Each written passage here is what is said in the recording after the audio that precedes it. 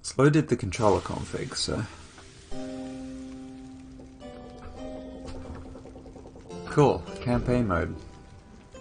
We're at the Hulk of Oz. And we need to go to the Nest of Trieste.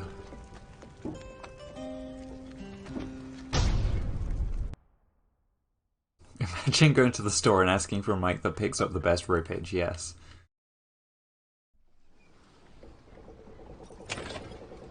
Okay, so we've done all the talking and stuff we need to do. We're going to continue the journey.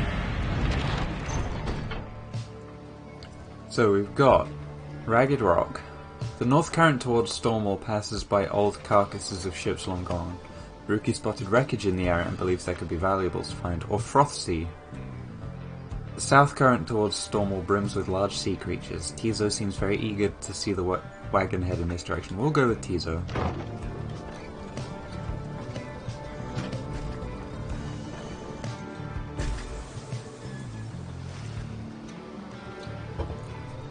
The imp Tizo has been much more animated even than usual. What is it, little one? Tizo seems to think something very delicious is in these waters. He keeps on screeching. I don't think I've ever seen him like this. Wait, what is he? Just then Tizo dives into the waters and vanishes into the depths. Oh, I hope he can swim. He can, but he appears crestfallen when he finally returns, his claws empty. Tizo is very disappointed that whatever he attempted to catch eluded him. Faye begins to sob uncontrollably. The two revel in each other's misery for a time. Faye and Tizo lost one hope for the next ride. Damn it. Journey onward. That means they'll take slightly longer to respawn.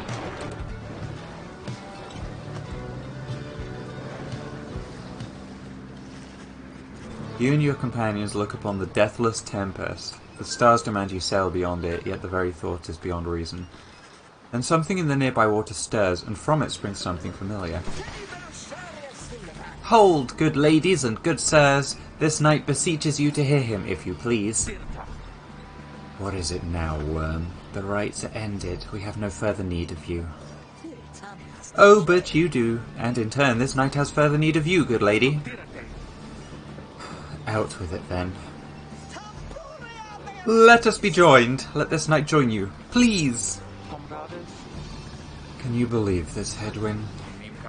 Not really, no. Nay, look ye not surprised. Your valour in the rites did stir this poor knight's soul. He swears to you upon his long-lost honour as a would-be knight-errant of the Sea Dominion that he shall serve you to the end. What about your other worm friends back there, the Pyre hearts? They are base cowards. This knight can no longer abide such spineless characters, having witnessed true glory in our clash upon the Hulk of Oz. Never before have we been trounced so thoroughly. And furthermore, this knight shall aid in your passage through the deathless tempest. Is it not so that you seek passage to the north? With this knight's aid you shall achieve your wish. Sir Gilman continues to persuade you for quite some time. He seems to know a way across the storm. Some sort of long-held secret among worms exiled to these waters. Jadariel pulls the rest of you aside after Hedwin gives her a look. Are you most sure that Sandalwood would want this thing along? Mostly sure. Sandalwood wants someone for each mask, and this one seems about as good as we're going to get. Jadariel glowers back at the worm, who tries his best to look presentable. Hedwin is more gracious. He tells Sir Gilman that if he promises to help you cross the Deathless Tempest, then he can come along, for now. This knight is overjoyed, and he hereby swears to see you past the storm. Though first, this knight requires your consent. Give unto this knight your blessings in the name of the Nightwings, and thus shall he go forth. Yes. As you begin to say something in response, Sir Gilman cries out in triumph. He vanishes into the depths, yet through this close encounter with him you cling to some sense of where he is going and what he intends to do.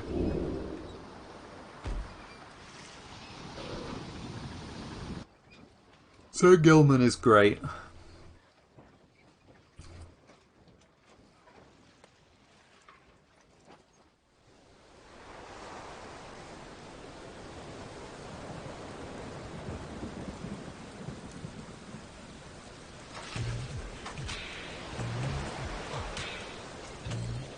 Determined to prove himself to you, the Nightwings...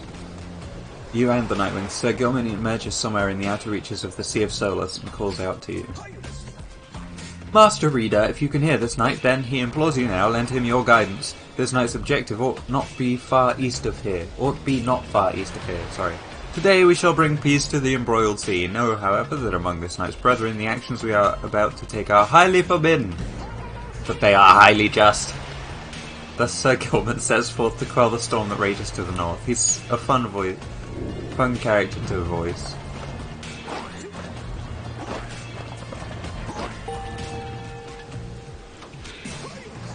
Hark! Yonder lie the foul spawn of unfathomed plans. The Sea Titan. Probably Plerness then. Once slain by the scribe under King Ores, her brood lies dormant in the sea, boiling the seas with their wrath. Exiled worms within these waters have long harboured these abominations, using them to bar passage through the downsized channels save this night's own kind. Begone now from here, fiends, this night shall finish what the Under King Ores started.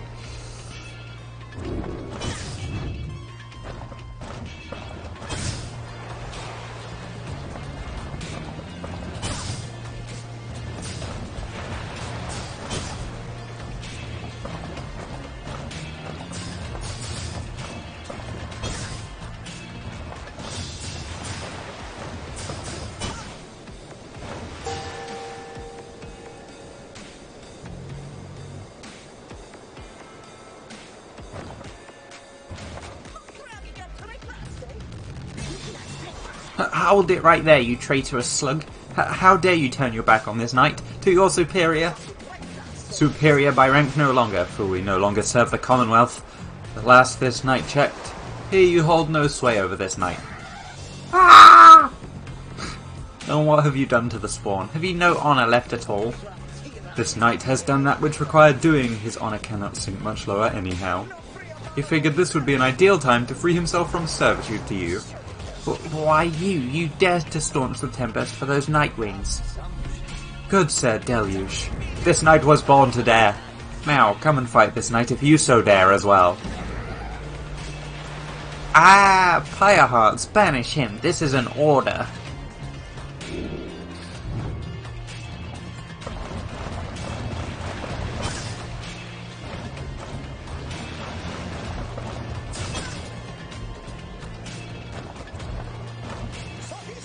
What now, Sir Deluge? Shall you not face this knight yourself and leave the dirty work unto your charges? Fine, Gilman. You wish to stand against your commander, then have it your way. Sir Marsh, Lady Seagrass, to me. Banish now this troublemaker. Sir Marsh, he is a worm knight duty bound to serving Sir Deluge and the Pyre Hearts. Lady Seagrass, she is a worm knight duty bound to serving Sir Deluge and the Pyre Hearts. Oh, we can go real zoomy hours. Okay.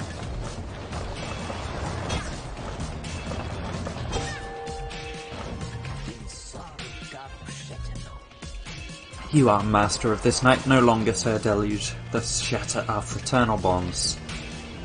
God, he's dramatic. I love him.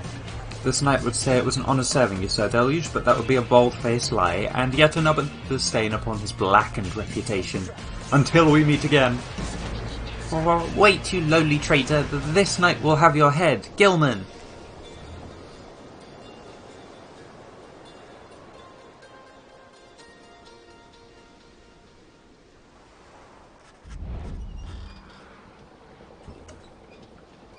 I said good day, sir.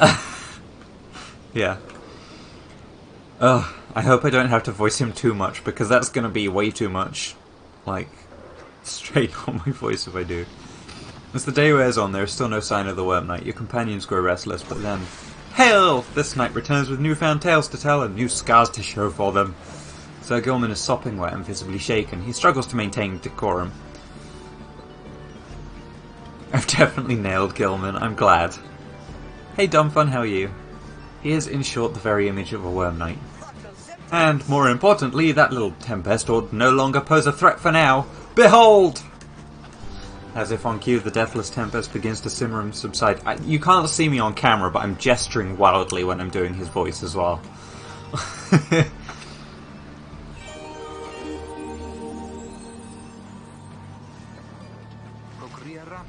Would you look at that? He really did it. Of course this knight did it. Now, if it would be alright with you, this knight could really use some shut-eye. The Worm Knight then collapses in exhaustion. You and Hedwyn help him up. A deal's a deal, Sir Gilman. Welcome to the Nightwings. Huzzah! Sir Gilman joined the group. He also revealed a path north for you. Bid him welcome.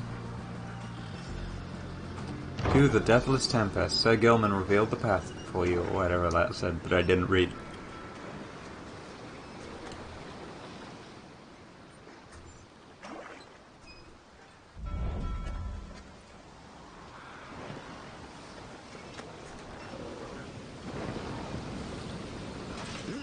With Sir Gilman's aid, you managed to breach the Tempest. You were true to your word, Worm. I shall give you that. But now what? We are stranded in this cursed storm. A most excellent question, and from one most fair. Call me that once more, and I shall tie you in a knot. Ah, and from one most spirited as well. This knight was wise to side with you. Just... where do we turn from here? Answer the question now. Sir Gilman does no such thing, although eventually he does make note of a specific current that should lead you to the lands beyond. If I may, I can corroborate Sir Gilman's account. We are close to making landfall. Then let me be the first to say, let's go. Say, Tarek. Aye, Rookie, what is it? That loot you're always carrying around. You know how to play that thing, don't you? Why, I suppose I do. Good, because I was thinking it's a little gloomy here and we could use a little tune to lighten up the mood, know what I mean? Aye, then let me see what I can do.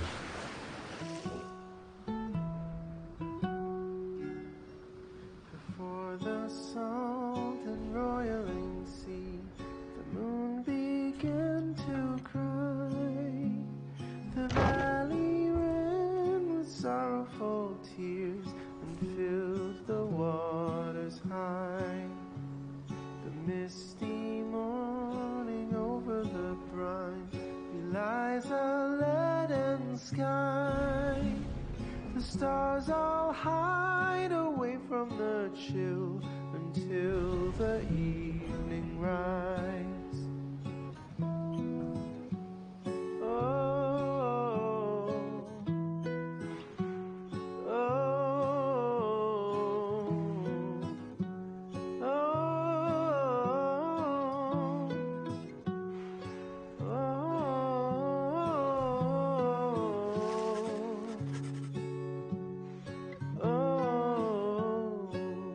At last your wagon rumbles onto solid, jagged ground.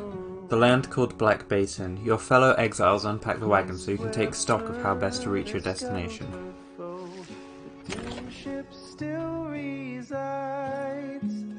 The Titan met her end on its prow, forsaken by tides. Official certification of knighthood in the Commonwealth, officer by Worm Knights. The tempest never dies. Her final throes and shivers and shakes. You approach Sir Gilman, who must have just finished practicing his fencing maneuvers. He regards you with his single eye. Hail, Master Reader! This knight is determined to train harder, having joined the famous Nightwings. He shall ensure that this triumvirate continues to live up to its most feared reputation. This is such an honour, and this knight has a great deal of honour to regain. Having fled the Pyre Hearts, this knight fully expects now to conduct the rites in a most honourable fashion, to the fullest letter of the law described within the books. Some triumvirates this knight has met, and perchance mentioned by name, they are inclined to bend the rules a bit, sometimes a lot, and to prevail by any means they can. But this is wrong! The exile who refuses to obey the rules as they were written by the Under King Oris and his 7 friends deserves neither his honour nor his freedom. Thusly does this knight have confidence that Master Reader shall resist any temptations to conduct the rites in any underhanded fashion.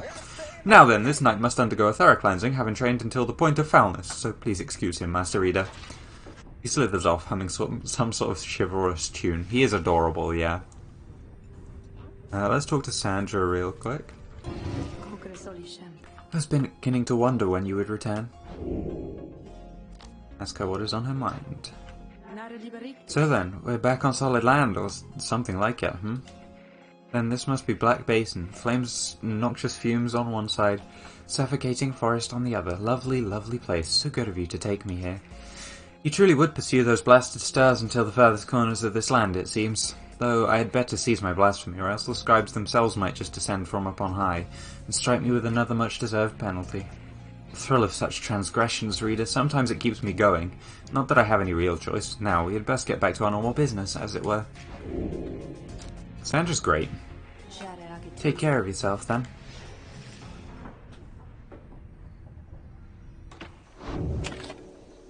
Survey the surroundings.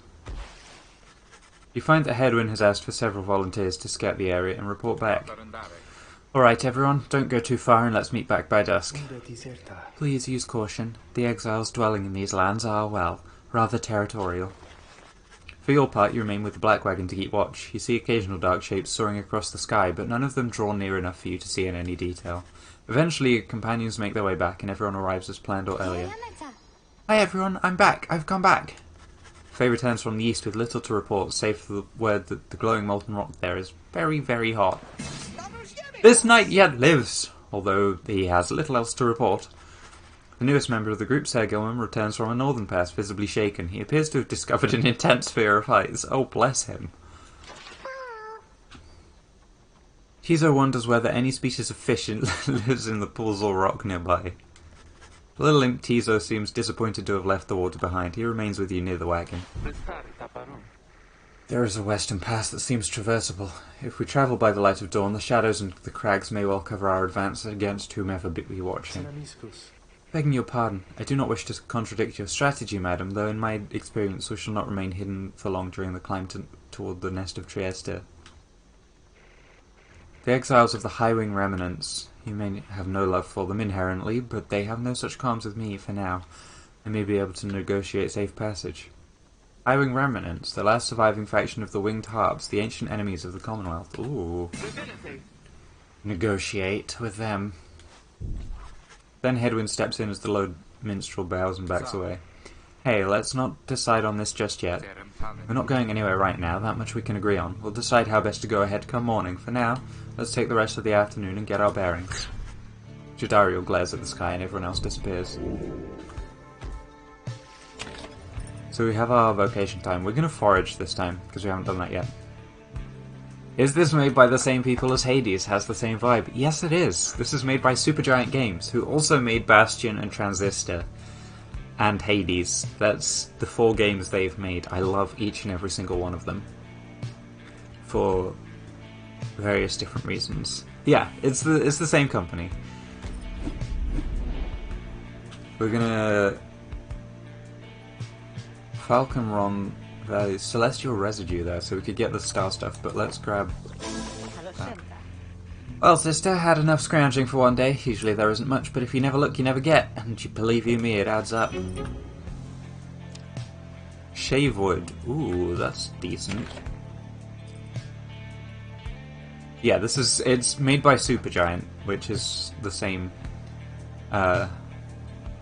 company who made the other 3 games. We've already finished playing. Oh, we have the Black Shore, which is Jadariel's idea, or the Highwing Cove. I think I did Black Shore last time I got this far, so I'm going to do Highwing Cove. I want to see what these harpies are like.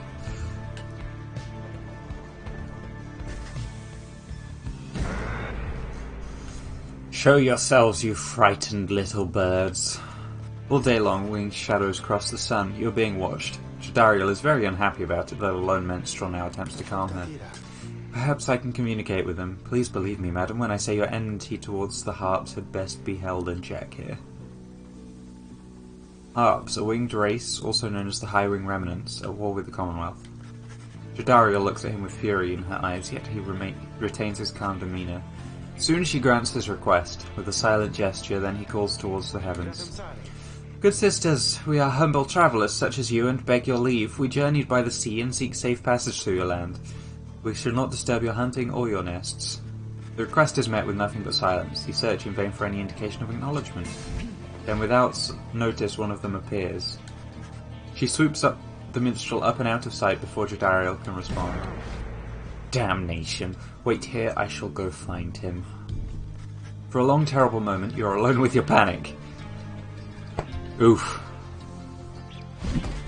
Soon, however, the lone minstrel returns amid the sound of flapping wings. He dusts his cloak and calls out toward them. We thank you for your hospitality, good sisters. We shall be on our way. Having seen this, Jadariel returns sullen. The exiles of the hiring remnants are letting you pass for now. It seems they are having some dispute within their ranks and wish no further troubles for the time. It is a warning, one that leaves Jadariel fuming. Oof. Jadariel's lost 4 hope. Okay. Oh, we've made it to the next right though.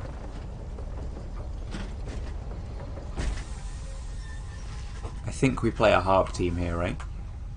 At last you arrive at the nest of Pyre, where the next rite is soon to commence. You cannot shake the feeling that unseen eyes watched your wagon's ascent and remain watching now. Sluggy boy! Oh hey you guys, what brings you way out here? No wait, don't tell me, I don't want to know. All I want is you to get the best deals in the downside. We're gonna sell you that. Stardust, Stardust, Sunken Shadow.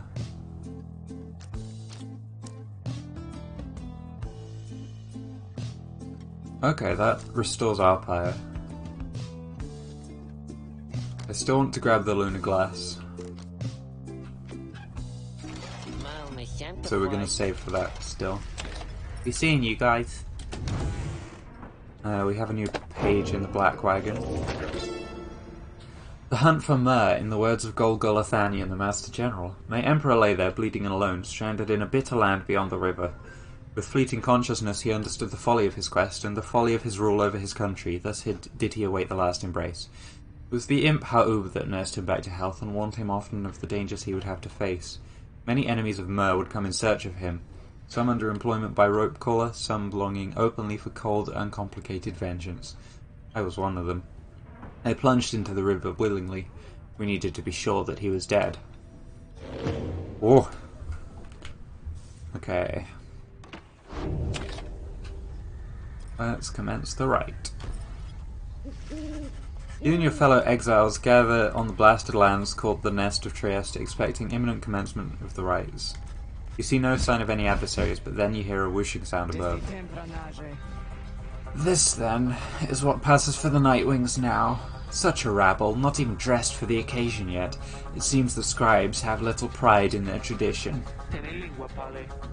Hold your tongue, little bird. We have not come for talk. No, you have come on behalf of your commonwealth. Mark well my words, you horned filth.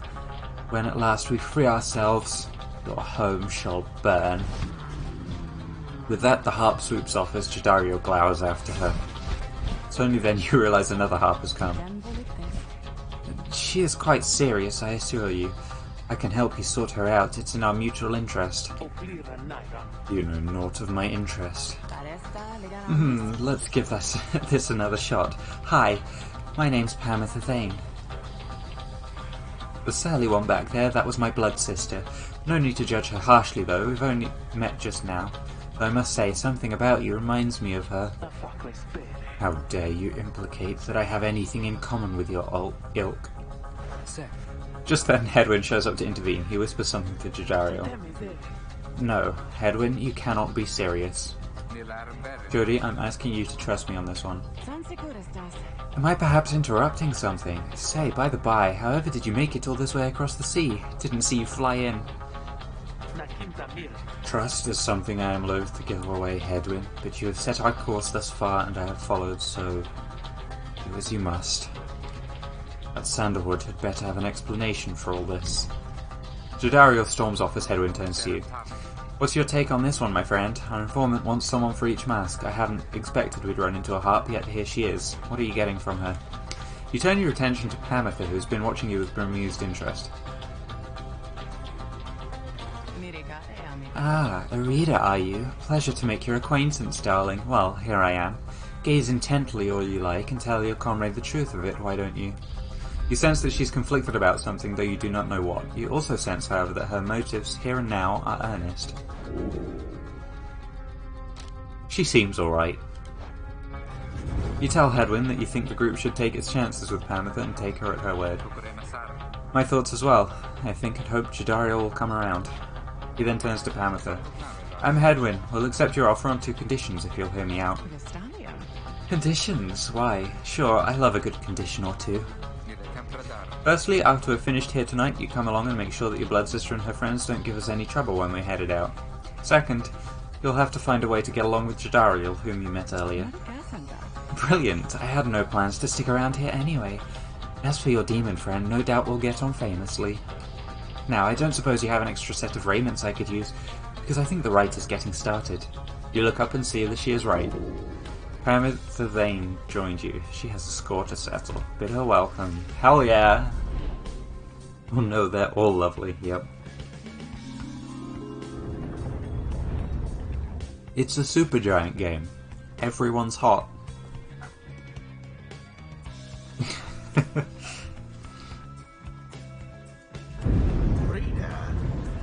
I thought for sure the stars would have eluded you by now.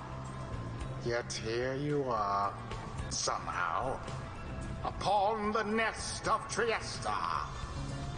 And you've swelled the ranks of your triumvirate not merely with another, but with 2. One from the Pyre heart, no less. And one who seeks the favor of the adversaries whom you'll imminently face. They are the essence. Winged terrors, as you soon shall see. Can your longing for freedom match their hatred for the vibrant country that was once your home? From a distance you observe as Pamitha, now clad in Nightwing's raiments, heads towards your adversaries in the rites. You, what sort of heathen harp would dare take wing against us? Your new companion loosens the bindings on her mask. Hello there, Tamitha. Pamitha's blood sister stares back at her a while before responding. What in the saint's name are you doing here with them? Hey, Darth Debs. I'm doing well, thank you. How are you? Doubtless come to dig your talons in my back again. No, sister, I've come to have a word with you. Save it. I cannot help but share your poisoned blood, but I shan't ever count you as my sister. You expect me to believe that you came all this way for talk? You waste my time as ever. What's life if not a waste of time, dear sister? Give me a chance, why don't you? What do you even have to lose anymore? Besides, I've come a long way. Silence. You shan't have come here, and the time for talk is long since past. If only you could see yourself, again, consorting with my enemies. Fine then, savour their defeat, but I warn you, stay away from me. Pamitha says nothing more as her blood sister turns away again. Pamitha gets your attention. Listen to me, reader, darling. The rest of you are ill-equipped to navigate this plate. Let me conduct this rite on your behalf, and my wings will bring you victory.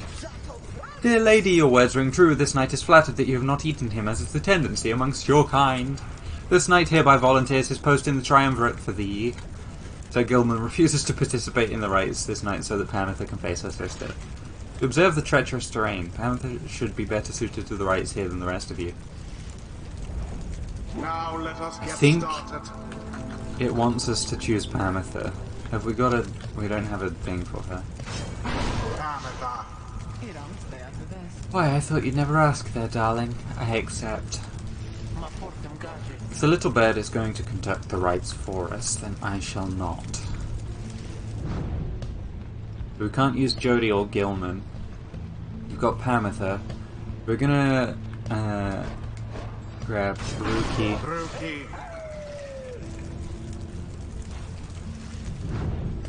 Probably Hedwyn, actually. You can count on me, my friend. It is done. Come then, sister. Perhaps when we are finished, you'll spare me a moment of your time. I shan't be tricked by you again, Pamitha. How poetic that we meet here in the downside. I can think of nowhere else where I would rather see you rot for what you did, to our people and to me. Pamitha seems to sense your presence and then catches your attention. Hello there, reader, darling. If I'm to be at your mercy in all this, I'd like it very much if you could minimize how often I'm to wallow in a state of banishment. Quickly, let me show you what we Sisters of the Highwing Remnants can do. Reader, you put yourself amidst a feud between two sisters? That seems entirely unwise. Even for you. Tread lightly around that exiled Pavithar. Her kind's all but forgotten. Okay, she tackles. Grace. That's good to know. It's still tackling towards enemies.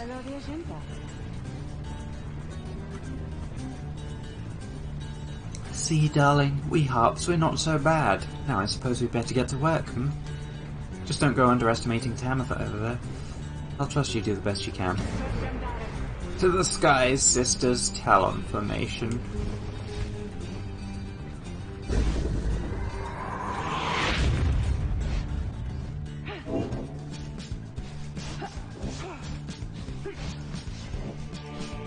The Night Wings are the first to strike. Free goal, you know, might as well.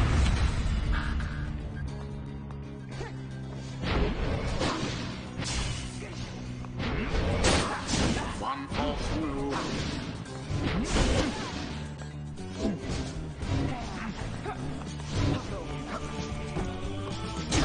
Sublime.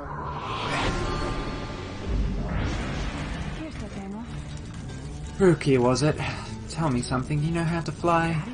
No, I mean, not really. Anyway, what makes you ask? Then, listen up. My blood sister there, she'll swoop right past you if you're careless.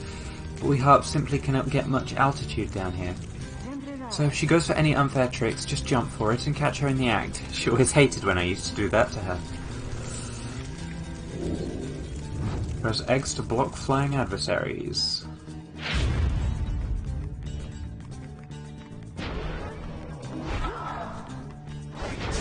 One careless step. Oh, don't jump into the...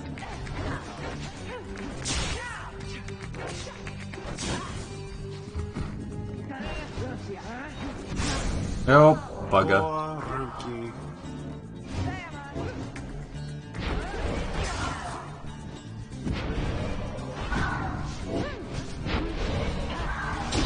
Glory to the You scribe. can just fly in. It's easy peasy. Down goes that one. Oh, we got. All of the Just Night ran Wings straight into it that time.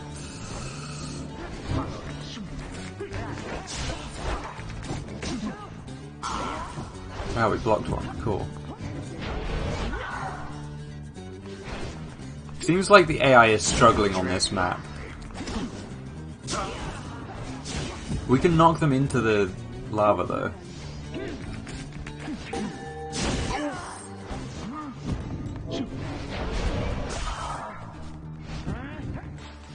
Now, Crash. Oh, we got gonked. grow weak. We're still higher than them. Shush. Poor exile. She soared right in. Damn you, Pamitha. You are no true Thane, to think you'll have the gall to call me sister still after everything you wrought upon us. I hate to break it to you, Tamitha, but I don't think my actions, however much they hurt you, had any effect on our familial status. Look, I know I wronged you, that's why I'm here. You don't know my side of the story.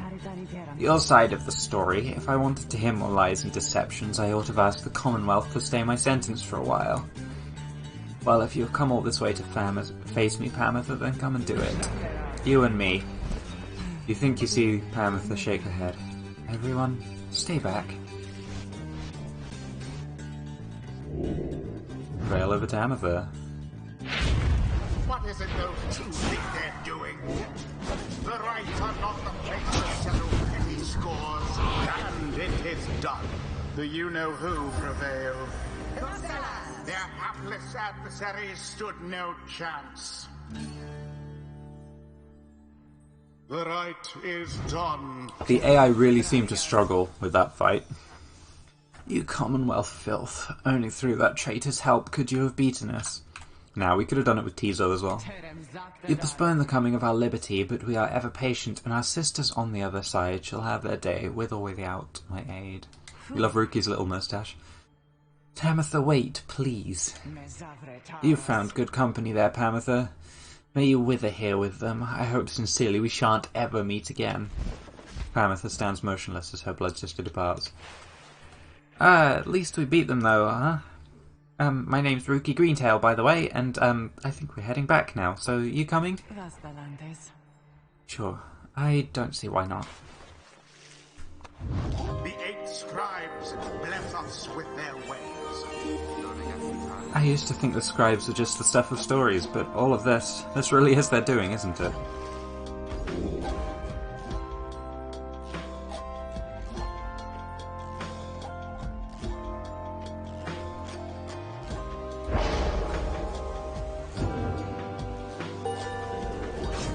Would appear that Ruki's not too old to learn new tricks. Faster, stronger, and a little better looking too. I mean, is there anything I can't handle?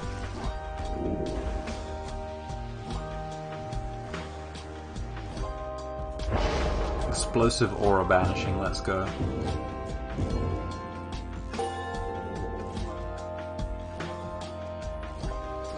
Until the stars align.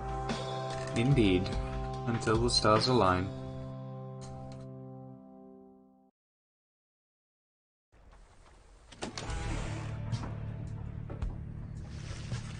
After thwarting the Essence in a rather one-sided contest, you and the others return to your wagon to consider your next move, and how best to integrate Pamitha into the group. The triumvirate of winged harps harbouring a deep hatred for the Commonwealth.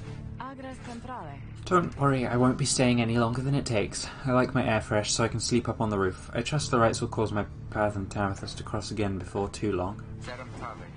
You're welcome with us for now, Pamitha. Trust is what got us here, isn't that right, Ruki?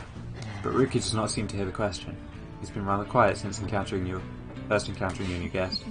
Pamitha shoots him one of her smiles. He stammers something about having to check the wagon wheels again. He runs off. During this discussion, the minstrel pulls you aside. Reader, I ask a moment of your time outside. There is somewhere I may ask we go, here in Black Basin, Reader, by your leave, of course, and provided the stars allow it. Would you look upon them for us, please? Seek now your destination.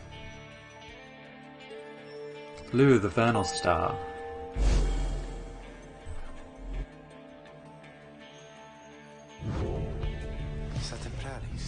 The glade of the Lu, directly due west, then it is just as my client indicated. This client of yours, our informant, Sandalwood. He entrusted us with this wagon, this quest. Why? What does he want from us? You may ask him yourself. He awaits us somewhere in Wakingwood, due west. How do we find him? He shall find us. It seems you are soon to finally meet Sandalwood.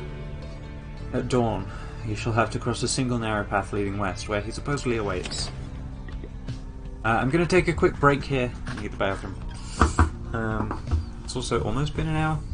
King Cat, thank you for that follow. I really appreciate that. I will be right back. I'll see you in a few minutes, and then we're going to see who wants to talk to us inside the wagon.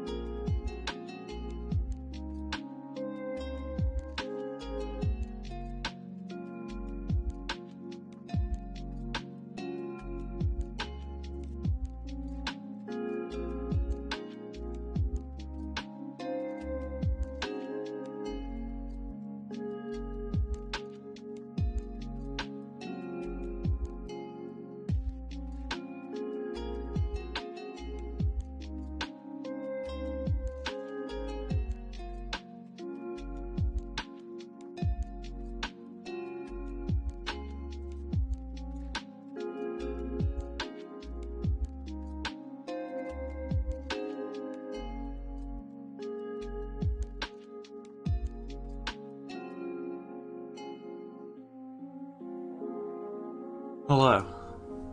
I am back. Let's tab back into the game.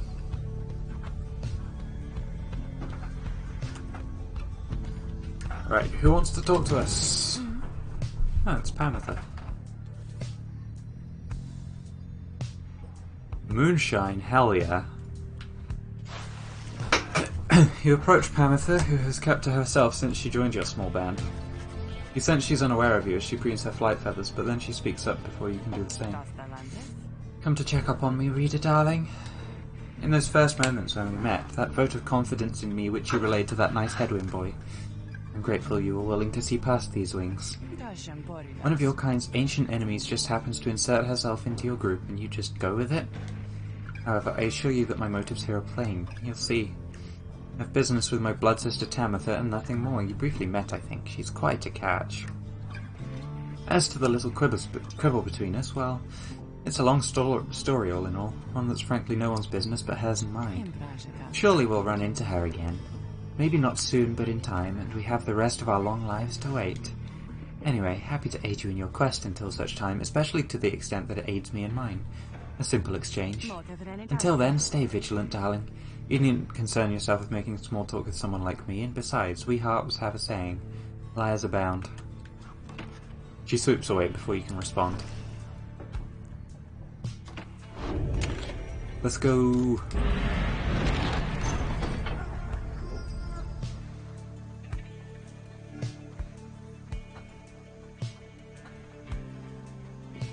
Sulphur Main, a precarious path leading toward the woods.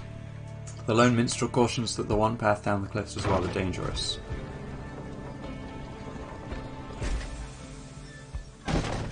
The wagon has hit a snag descending the Black Crags. Its wheel is stuck. Jadariel is not pleased.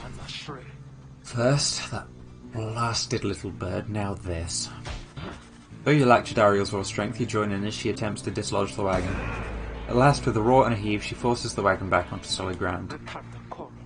May this sandalwood be worth all the hassle. Thank you, Jody. I'm guessing sandalwood doesn't like to be kept waiting. He's very patient, on the contrary. Not I. Let us move on. Soon the wagon is prepared to press onward down the jagged slopes toward Wakingwood. Your companions who explored ahead advise on which of the forked paths is best. We have Flamberg or Glass Peak. Pamitha says she can produce a talisman here. Sir Gilman claims he can dig up something valuable here. Let's go for the talisman. Right?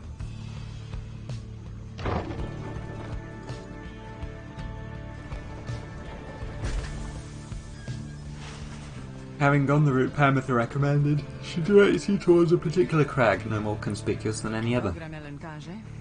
They clip our wings before they cast us down, you know, but just the same we learn to flit around a bit. Just watch. Pamitha swoops up to a nearby peak and disappears behind it. She does not keep you waiting long and returns bearing an item of some sort. For you, reader darling, we hiring remnants stash away such things for such occasions. Pamitha found a star splinter. Ooh. This should come in useful. Journey onward.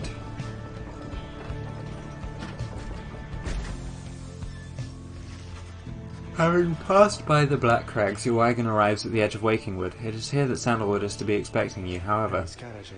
Most puzzling. He ought to have met us here. You said he would find us himself.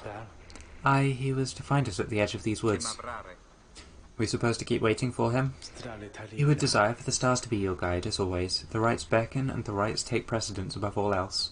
Surely he should find us yet. Then, let's keep moving. How do we get through these woods?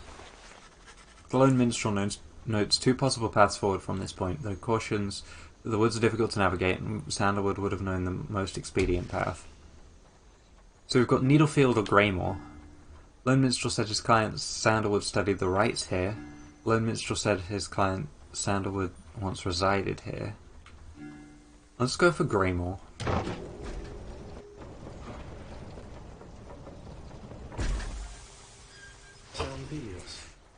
Sandalwood has led a long life, compared with any of you at least. In the latest years of his exile, he became rather reclusive for a variety of reasons he shall no doubt explain. We found some solace here in these woods, though I fear I cannot locate his residence without him. Unfortunately, you find no trace of Sandalwood, and without him there to guide you, you remain quite lost. The woods seem to have encroached. There is no path forward, while neither of the paths leading backward appear to match the route you took to this point. So we've got the Underthicket or the Burnt Grove. Tizo wants to go towards the Underthicket. Faye seems drawn to the Burnt Grove. Let's go to the Burnt Grove.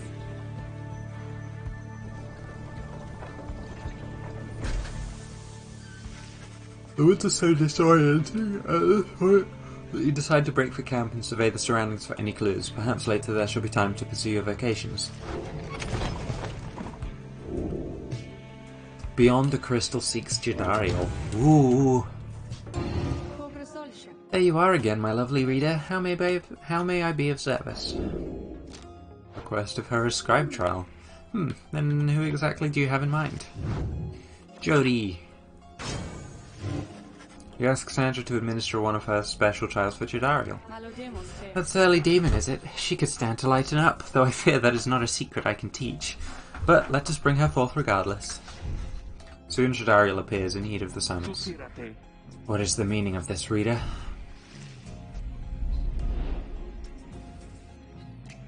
Demons such as Jadariel are slow to move in the right, but have huge auras and inflict heavy pyre damage if they can close the distance with the orb.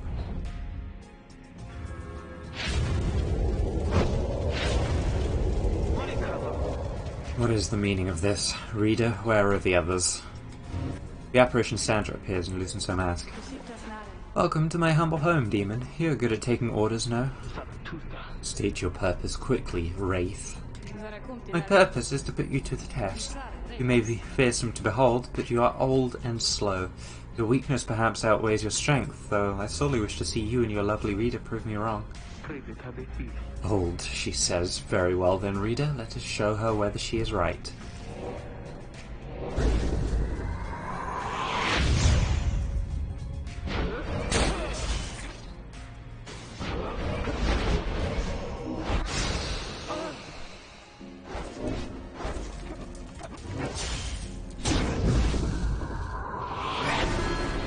Well.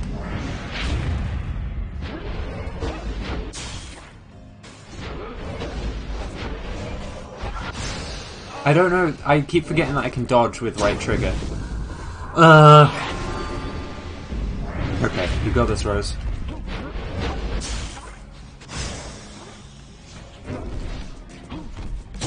There we go.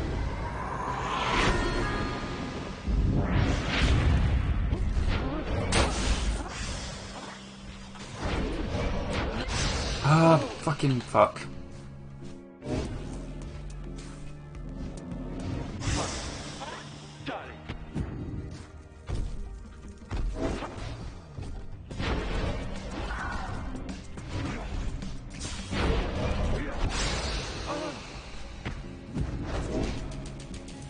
Yeah, we're just gonna get fucked there.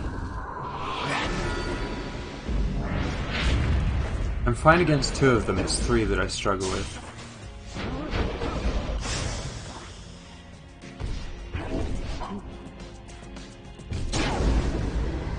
If I can banish all of them, then I'm fine. That's my thing with Jody, I think.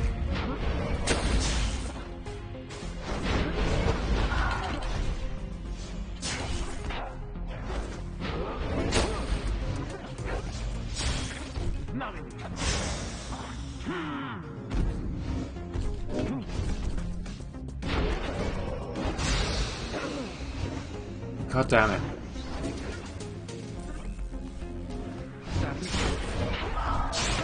Oh, fuck. I forgot that they're shielded when they dash.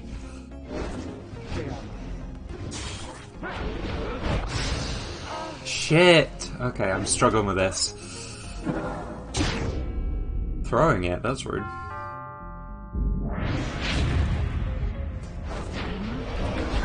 Oh, and they don't get banished because they threw it. Okay. Should be good. Yeah.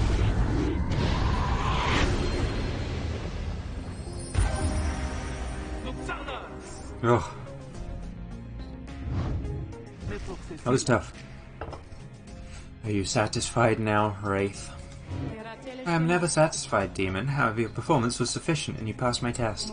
Thus, congratulations are in order to you and to your lovely reader. Now, farewell. You should get a new talisman there.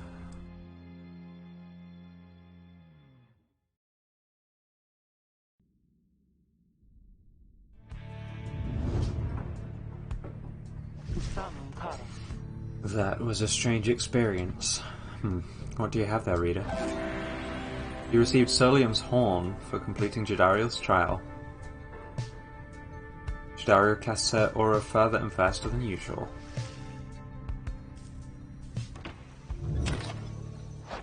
Is there an inventory option? Not that I can find. Sift through the ashes. He was here! He was here! You mean sandalwood? If I may ask, how can you be so certain? I think from this. It says something. I don't know what it says, but I feel like it has to mean something. Faye produces a small strip of bark she found in the ashes. At first it seems like nothing of interest until you see a message carved onto the inside. You found a bark strip, it must mean something. So, it's some kind of message from this sandalwood guy? Seems that way. Which way to Cinderroot? It is due west. Perhaps we can set forth early tomorrow when the woods are still. Sounds good, everyone. Rest up. Big day coming up. We have our off time now. We're going to study in private. Get bonuses for everyone. You excuse yourself from the others to pore over the Book of Rites and its mysteries. Through greater understanding comes the reader's influence.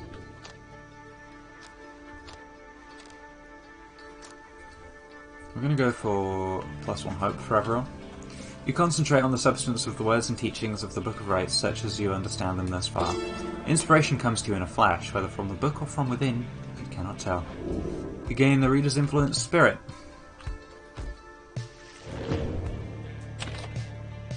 Let's continue your journey to Cinderroot.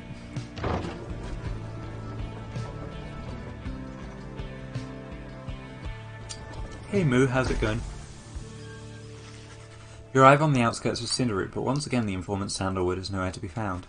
You sense the hopes of your companions waning as you search through the area yields nothing. Then something startles the little imp Tizo.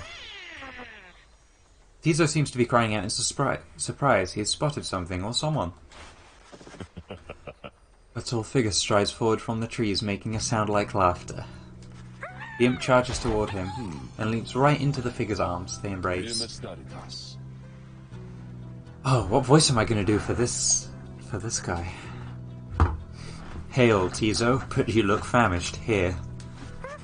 The tall sap produces something that the imp swallows immediately and with great pleasure. The lone minstrel nods his head in affirmation.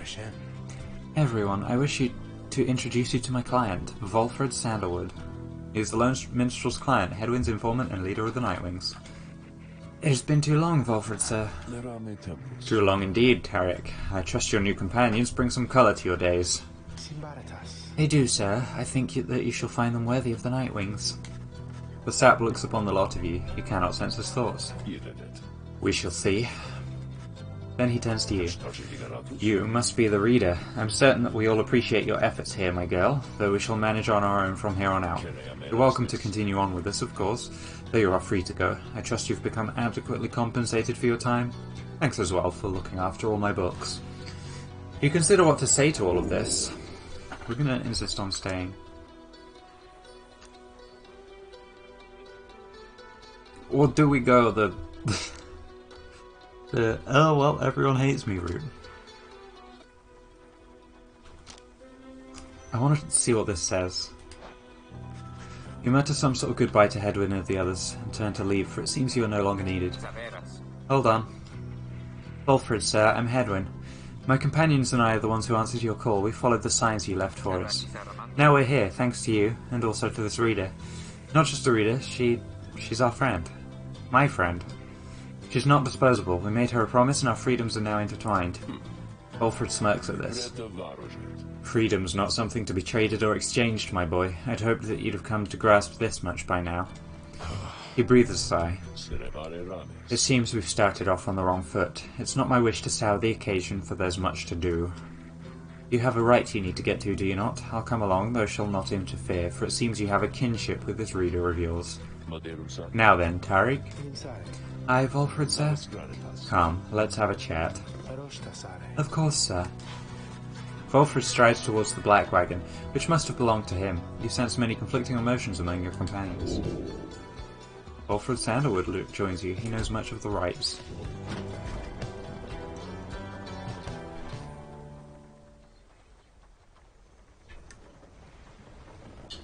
And we have arrived at the next one. Your wagon cuts through a clearing to arrive at the Glade of Lu, where the stars directed you. Volfred nods his approval, but leaves everyone to their devices.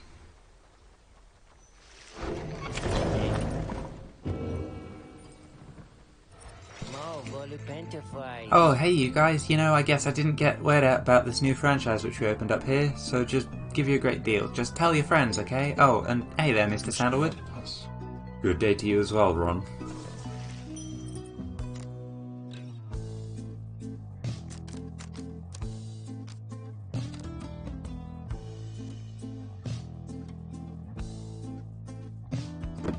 We can sell that now.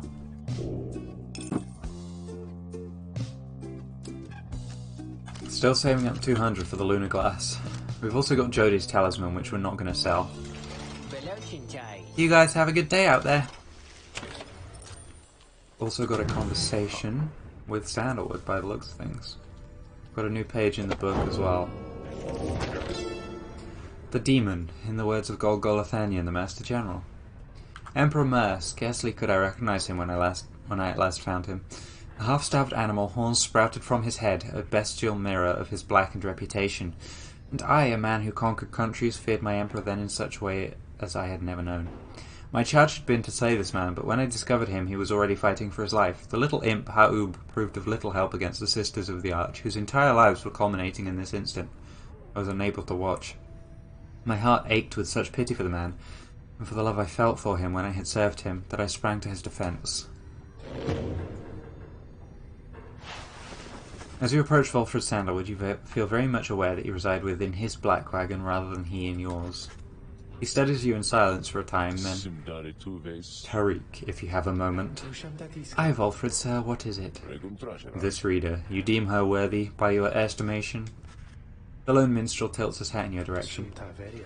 If you wish my own estimation, Volfred, sir, then I do. Of course, it's not entirely for me to say, but I have seen this reader integrating with the others well. I believe that her achievements are self-evident in having reached Black Basin. Your instructions were deliberately difficult to follow, yet she and the others followed them. Indeed, your words make sense as ever, Tariq. And what does little Tizo think of her, I wonder? Tizo indicates that, as a matter of fact, he is happy to have you around. There you have it, sir. I see. He continues to examine you. My praise isn't oft spoken by those two, my girl. Nonetheless, I shall be watching you. Now, pardon us, Tariq. Tariq and I have matters to discuss. I like that they give you the, well, I'll see myself out option, yeah. They leave without another word, although you think you notice the lone minstrel look your way over his shoulder. Commence the rite. You and your fellow exiles arrive at the sacred site called Glade of Lu, and now look to the stars in the sky to signal the beginning of the next rite. The woods about you bring a sense of tranquility you've not felt in some time, but then you notice one of the trees move, shuffles towards you, and regards you with an exaggerated bow. Well, goodness, by the roots of Luce Glorian, it would appear the rumours are correct, the Nightwings have returned. Luce Glorian 100 Minds, third of the 8 scribes of the Book of Rites, known as the Wise or the Philosopher. I'm assuming there are 8 different masks, right? If there are 8 scribes. Oh, but where are my manners? One moment. The sap claws at his mask with his wispy fingers. Much better. H. Manly Tinderstolf at your service. Perhaps you've heard of me. He is a psychic and he seems certain he will land a position of high standing once he's free. My fellows and myself, you perhaps know us as the Chastity. We shall soon stand against you in the rites. For now I'm just whiling away the time making small talk. A triumvirate bent on exploiting the rites to gain status in the Commonwealth. Now then, as I have introduced myself, your turns. To whom am I speaking? Then in your mind's eye you see Volfred and hear his voice. Manly Tinderstoff is not to be trusted. Reveal neither yourselves to him nor me. Well, beneath her mask, Jadariel stares back at him in silence. You suspect Volfra's message may have reached every member of the group. Why now? How very rude indeed. Well, fine. Ignore me, but do so at your peril. Anyhow, once this evening rite commences, any moment now, then I'm afraid ignoring me won't be an option any longer. Oh, and now I do believe the sky is beginning to show. We'll have to chat again some other time. Now, come along, come along.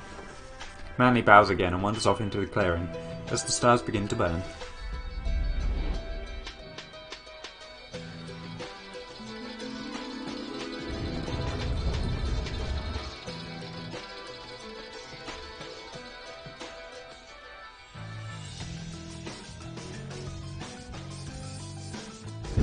Once again, the stars align themselves before you, reader.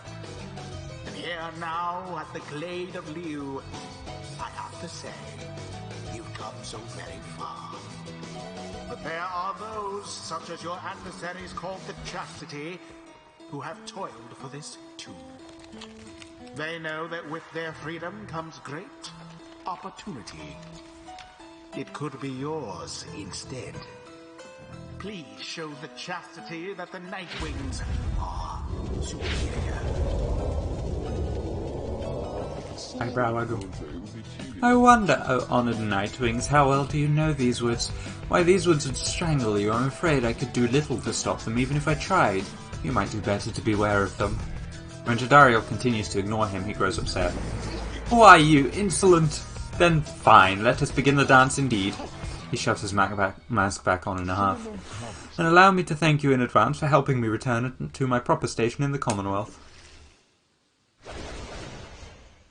So he's got a harp, a human, and... Shall begin for a harp, a nomad. We only need to fill one more mask, actually.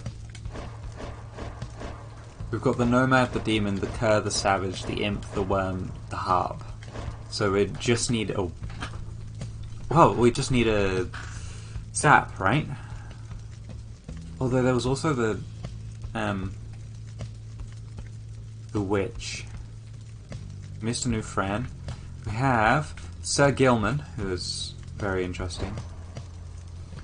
And we also have Pamitha.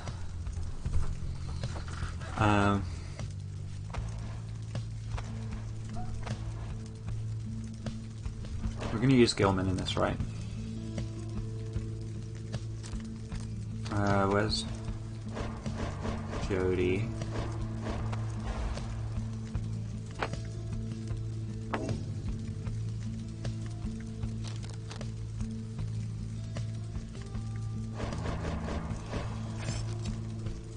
Two quickness is fine.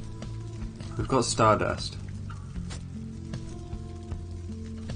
That would take it to 3 quickness. Let's see if we can get this to rank 10. Yes, 4 quickness, cool. She's gonna be a bit speedier now.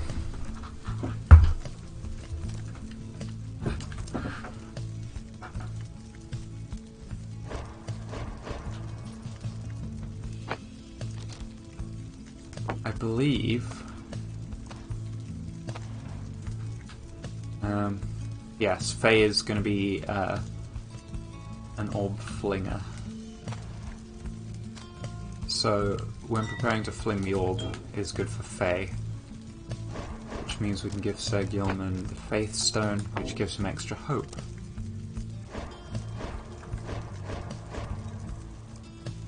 Who's close to a level? I can't fucking see Jody's experience. Need 1,000 for the next rank. Okay. Rookie has just leveled up. We'll definitely have Faye on our team. Faye. Tizo's pretty close as well. Tizo. And Gilman and Pamitha are both close to leveling. Let's use Gilman because we haven't yet. Sir Gilman, the choice is cast. Glory is within our grasp. Would that this knight had hands with which to grasp it. Are you quite ready, finally? Oh, Nightwings, may all those masks of yours ensure you no harm should come to any of your lovely countenances. Now come along, let's give the stars a show.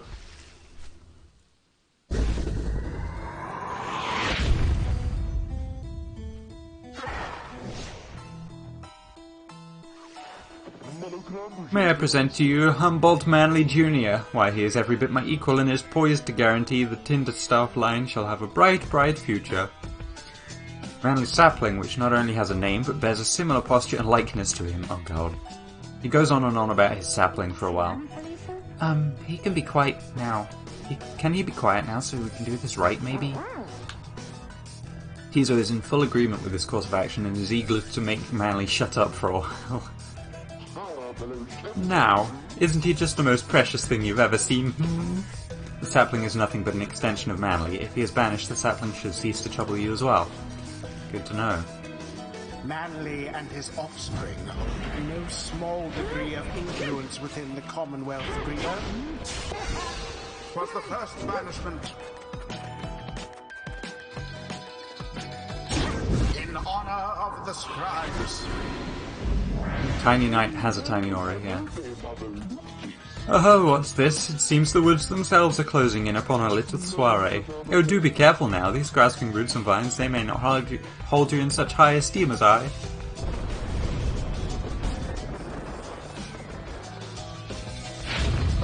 Your adversary Manley is cold in this suffocating glade. Yet he longs now Zoom. for the comfort of his Commonwealth estate. Perhaps Oh dear, the woods are closing in, uncomfortably close at that. for you. Whatever shall we do? Perhaps if you just stand aside a while, we could put an end to this. That much the sooner. Such zoomies indeed, yeah.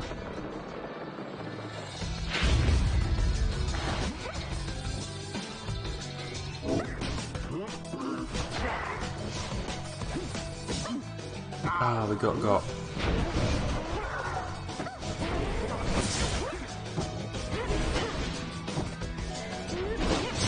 Be gone! United in banishment. Exactly by the book. Hell yeah, we did it. Say, have any of you noticed how it's feeling rather crowded out here, Almost as if the 100 Minds himself resents you being here. Yes, I rather think that's it. So cease with all your scurrying about with that damned orb and let me handle this. Basically, the arena's just going to get smaller every time. Now toward their flames. Dude, he's so zoomy. Ah.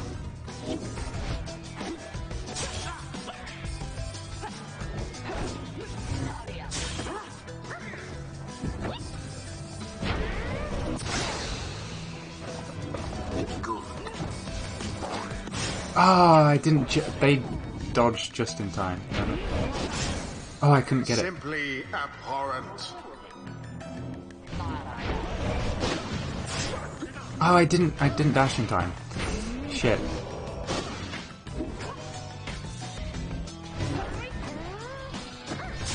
I thought they had you there.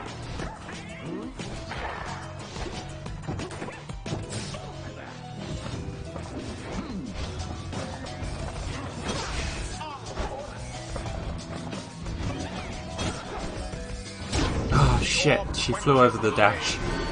Okay, we've got Faye back though. Faye's gonna be our best player in this one, I think. Like that. She's just so quick. Ugh. Alright, you Nightwings, I've had it up to here with you, or perhaps I've simply had it up to here with all these encroaching plants, these miserable things. Either way, I don't appreciate how you're ignoring me.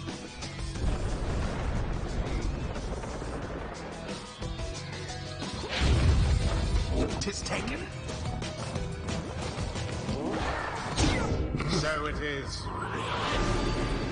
10 more. That's all we need. The rite is nearly ended.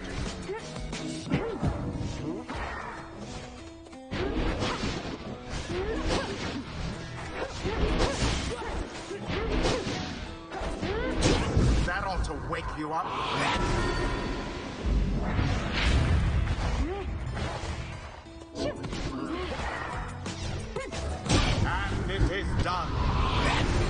I'm getting used to how to use Fae properly Yes, now. the Nightwings did prevail. You encouraged us to prevail beforehand. Conducted with aplomb.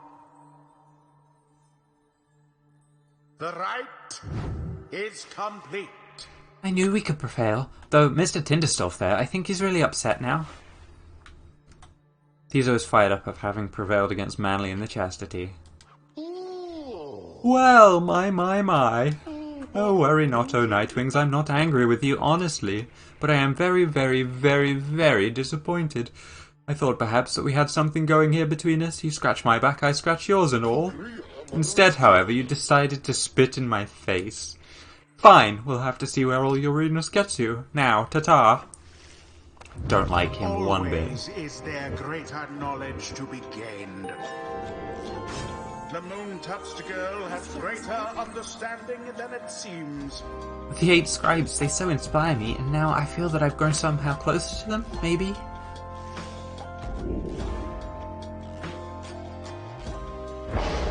I'm gonna grab the flame. The imp Tizo appears to have a certain depth of knowledge. Tizo has just had a flash of inspiration about his role in the rites as part of the Nightwings.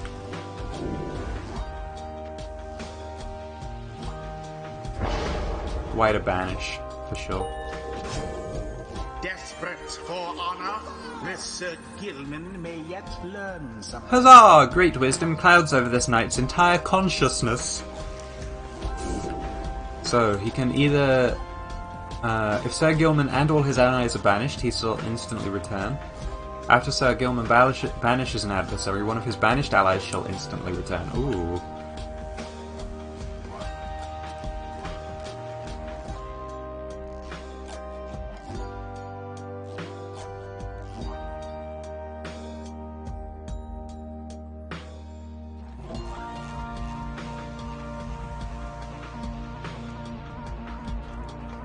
We could go for this as like a last ditch type thing. But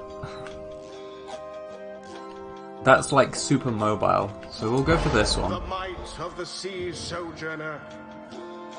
Oh, we should definitely use Pamitha in the next rite, she'll level up Until immediately. the next rite. That was well done, my girl. I'm beginning to see why your companions vouched for you. Don't let it go to your head, of course.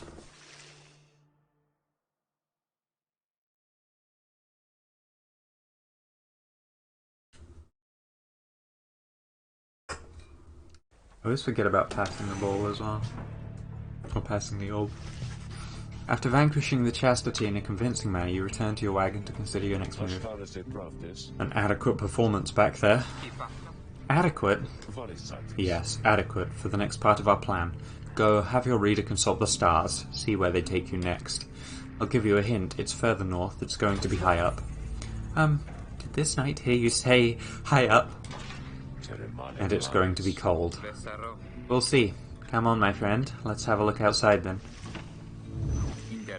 That plan Volfred mentioned, I just want you to know, I don't know what he means. We're here because we're going to be free again, we won't be living out our days as exiles. That's the only plan as far as I'm concerned. But there's always a catch, right? We'll see what Volfred has to say. Anyway, I'll leave you to it. No matter what, we're getting closer thanks to you. Once more you look toward the heavens. Seek now your destination. We go in this way. Solium, the golden star.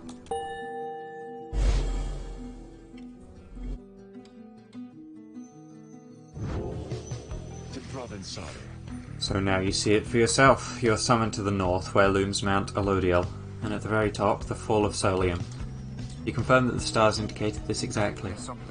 Volfred, sir, how did you know? Volfred smiles back at him, but you sense his thoughts as though he is directing them at you. I too can read, my girl. Holy shit. Voice line. Forbidden though the words may be. He turns back to Hedwig.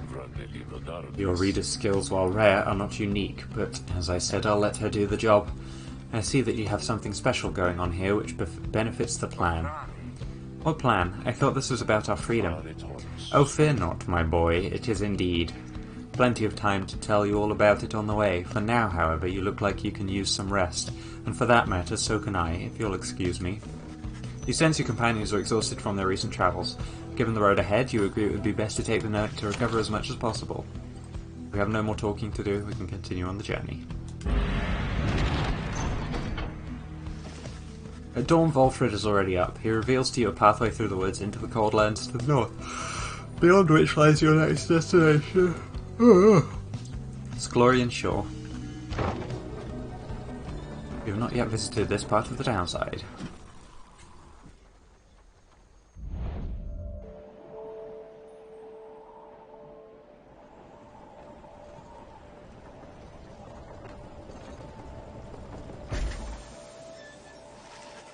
You get clear of the woods at last. The plot is 95% there's no time, I'll tell you later so far, yeah. And arrive in lands grown cold in the shadow of Mount Elodial. You will have to make it all the way to the top. The sacred mountain on whose summit the rites were first conceived. Ooh. In a moment of respite, Volfred calls everyone together to discuss matters pertaining to the rites and the plan to which he alluded. You banded together with the common faith that freedom from the downside is not impossible, am I correct? But let me ask you something. What does freedom even mean to you? He looks in your direction as he asks, defying you to answer. You cannot sense his own thoughts on the subject and only know the truth of how you feel.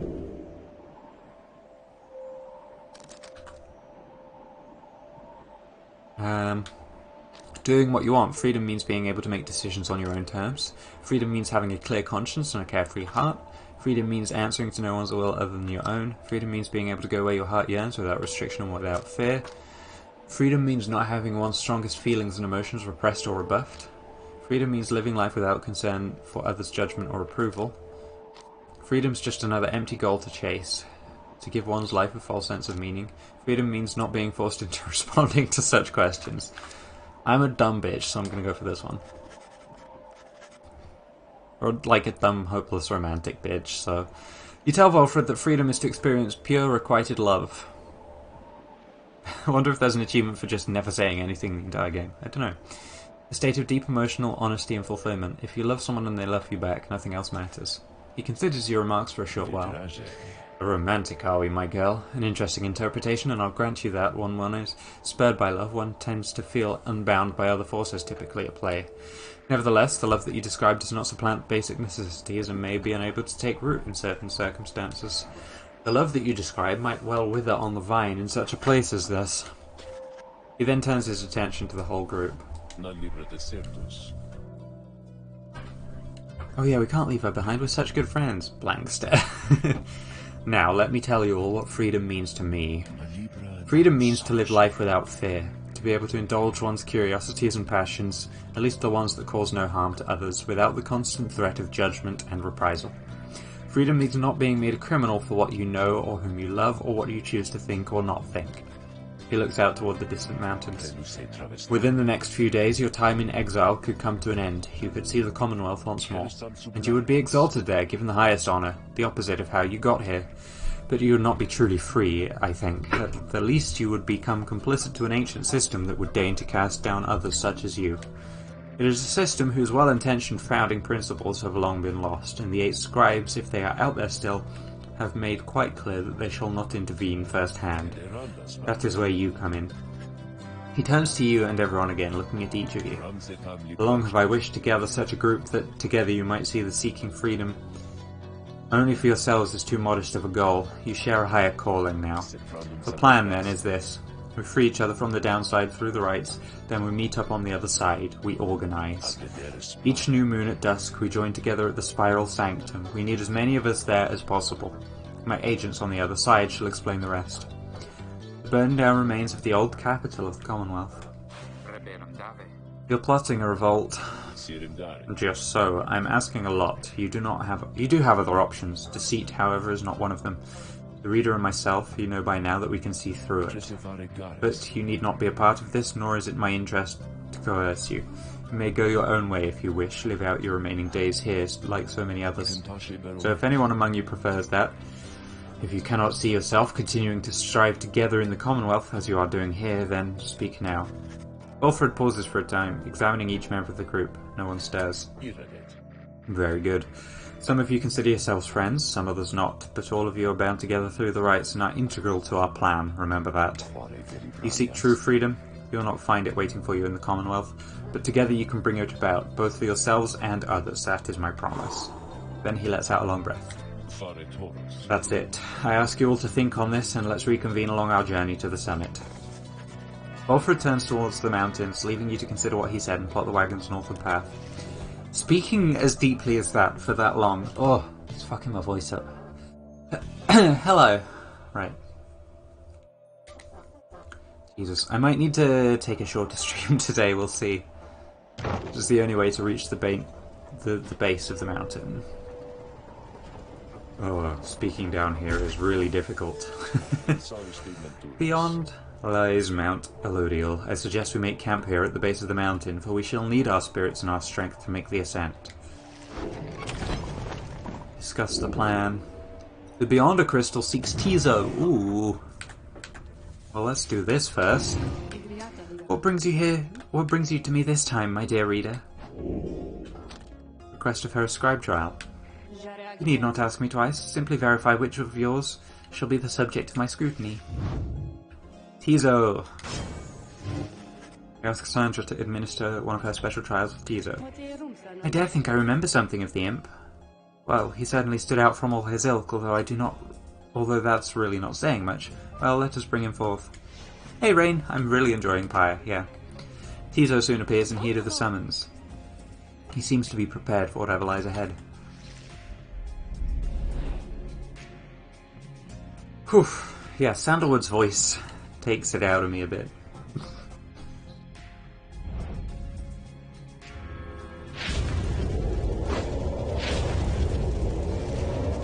The apparition of Sandra appears and fastens her back.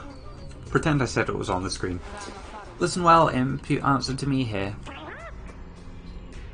Tizo indicates understanding and is prepared to begin Sandra's trial. You know the formalities, of course. Show me then what you have learned thus far about the rites. Here, in this trial, it shall be just you, my Beyonders, and your lovely reader. Let us see now how you fare. The Beyonders, a spectral triumvirate, banished for eternity and trapped within the rites.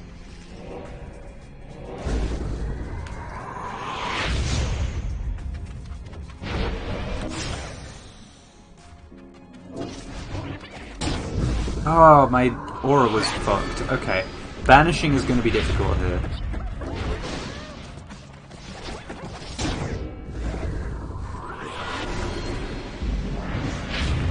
We're going to need to get 4 things. Oh, they jumped. Ugh, I need to sit up. Fuck. Okay, this is going to be tricky as well, I think. I'm in focus mode now.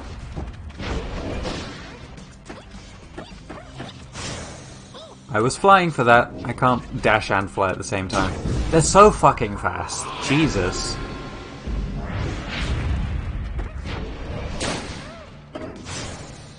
I jumped again. Yeah, I'm gonna lose this one, probably.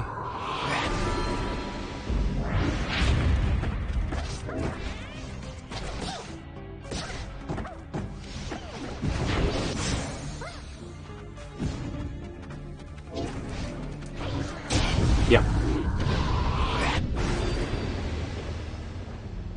Jesus.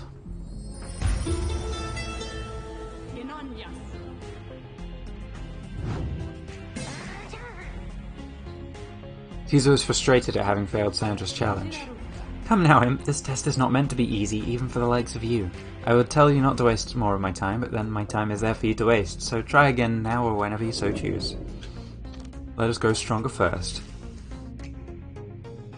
We'll try that again in the future. This is like the weapon challenges with Bastion. You get cool stuff for doing it, but it's not necessary. Your vision returns. You did not prevail in Tizo's scribe trial. You could reattempt it now or after he gains more enlightenment. We are going to talk to Sandra quickly. You've returned to me, have you? Let me ask you something, lovely reader. Have you any idea for how long I've been imprisoned here?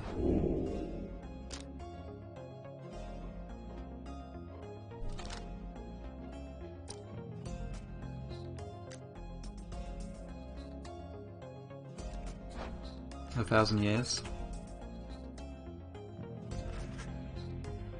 At first she shows no indication that she even heard you. Close.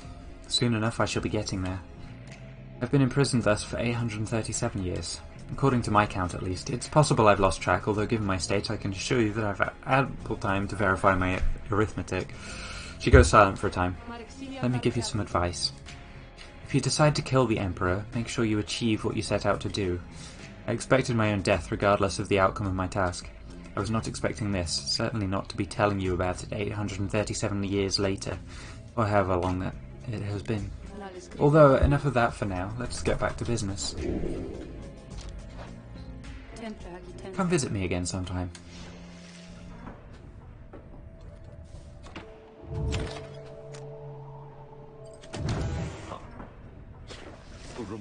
There you are, my girl. There was something which I wanted to discuss with you in private. Wilfred stares at you rather intently as if reaching out to you, and then... You do know what it means to be a reader. Those such as we. We are not limited to reading pages from a book, though your ability in this sense is nascent still. Mere flashes uncontrollable. I see as well now that they haven't told you yet, your friends, and that explains a lot. They haven't told you Regis such as you cannot go free. I had wondered why you would insist on pressing onward with this group in light of this. The answer then was plain. You simply did not know or fully realize. They did not deceive you, by the way. There is no reason they would know themselves other than the Tariq who shall not influence your thinking in such matters.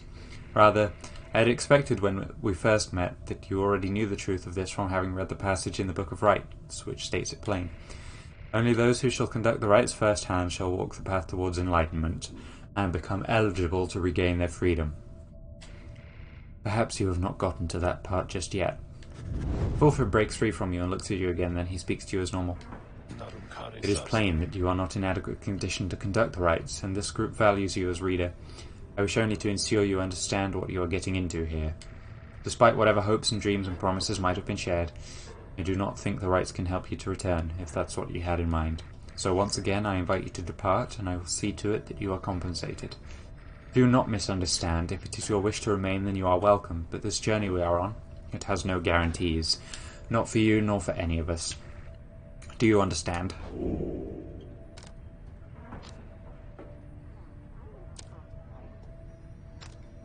There is more at stake here than your freedom and alone, and besides, perhaps there is a way. You understand the words of warning, yet just the same you choose to carry on. There is more that you wish to achieve on this journey than freedom for yourself. I admire that, my girl. Then, very well. Know that we have much at stake here in this, anyway. Much more than just a shot at going back into that Commonwealth which cast us down here to begin with. Sounds like you intend to stick around. Then we'll have lots more time to chat as we ascend the sacred mountain in the coming days. Until then. He strides out of the wagon, leaving you with your thoughts. Discuss the plan. Earlier, Wilfred called for a group meeting, presumably to reveal his plan in more detail. Instead, he reveals some bad news. Wait, what are you saying? What I'm saying, my boy, is that while you can indeed get yourself out of here, it can't be all of you at once. We are on our way back one by one, or none at all. But I saw that we'd go free together.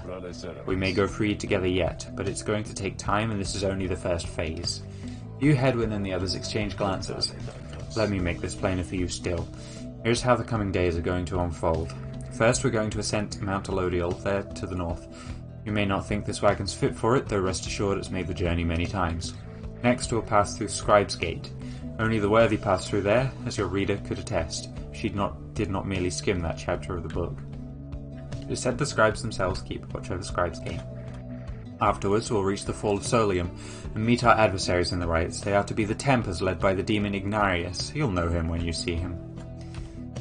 A mighty triumvirate that has been the closest rival of the Nightwings. He is the notorious demon leader of one of the most feared triumvirates in the ranks. Both you and they shall choose someone from your respective ranks. Then once one of the triumvirates prevails, there somebody will be whisked home to the Commonwealth.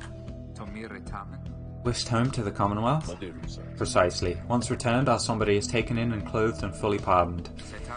The Commonwealth knows about all this, the same Commonwealth that says a sentence into exile is forever and freedom from the downside is impossible.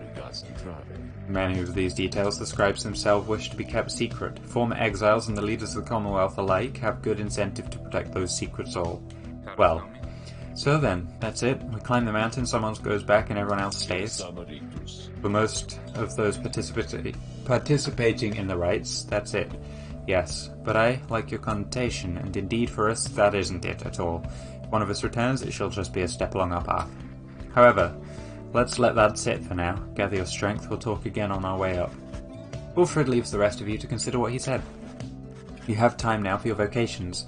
At dawn you should begin your ascent of Mount Elodial. We're going to mentor a companion.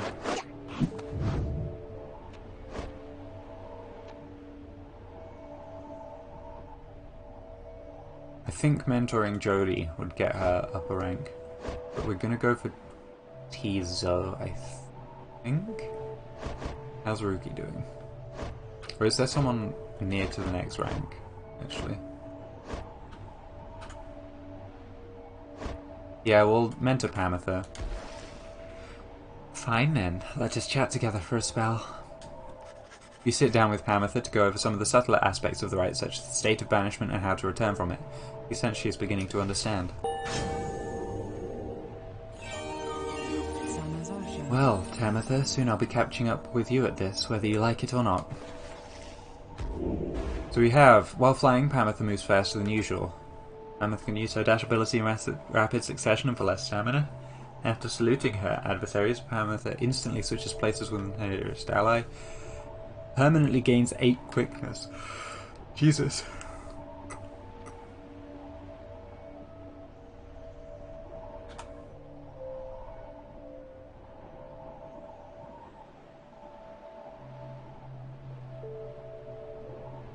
Oh, we'll make her the all-rounder, for sure. It is a strange sensation, to be sure, though it gives to you a moment to reflect. Continue on your journey. Mount Elodial. That was my best Hades voice. Or we could go for the Meg voice, which is something more like this.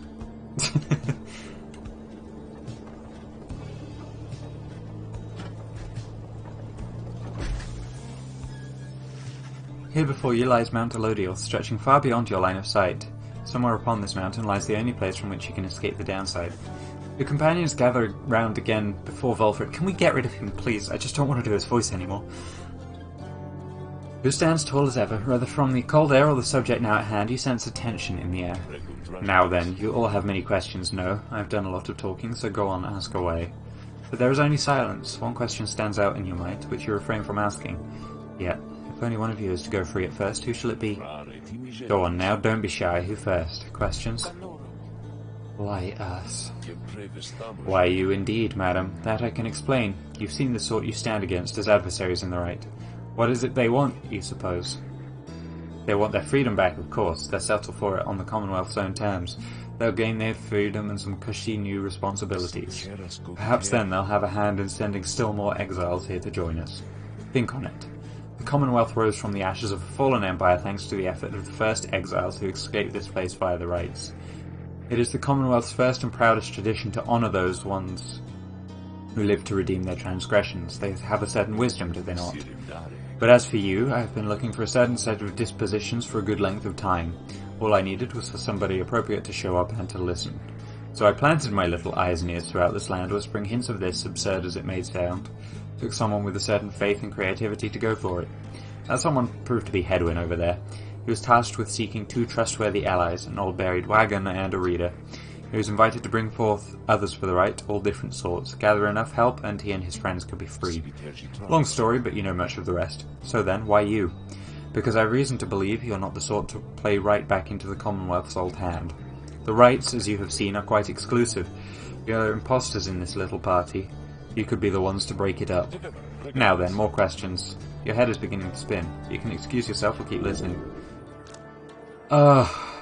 Fuck. Volfred's explanations are a lot to take in, though you feel compelled to absorb much of what he is willing to tell you at this point. He prompts for further questions when Jadario raises her voice again. Hold. You mistook my meaning. I understand your plan. Still, I wish to know why us.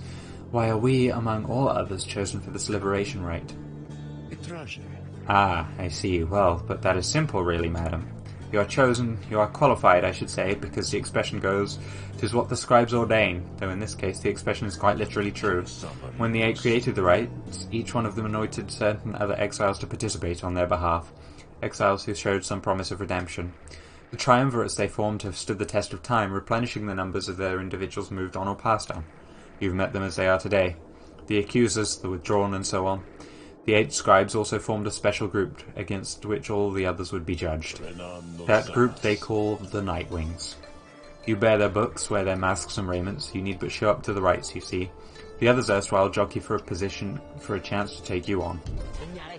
Yeah, well, what if we don't? What if we don't show up? Then you would deny yourselves a chance at freedom, and deny it also to your adversaries. Victory means nothing in a common right, then. Participation is all that matters. Not so, madam. Only the enlightened may regain their freedom. While failure can be an excellent teacher, the scribes do favour the victor. So you see, those who do not conduct the right, or do not prevail in them sufficiently, they may find themselves barred from the liberation rites. But these are technicalities. The Nightwings disbanded years ago. Since then, no one has gone free. Yet still other triumvirates pressed on with fleeting hope that one day you'd be back. It's been a heavy price to pay in all of this. Now, if you'll excuse me, we'll talk again some other time. Some murmur to themselves about all of this as Volfred takes his leave. Others reconnoitre pathways leading up the mountain and present you with some options. Oh!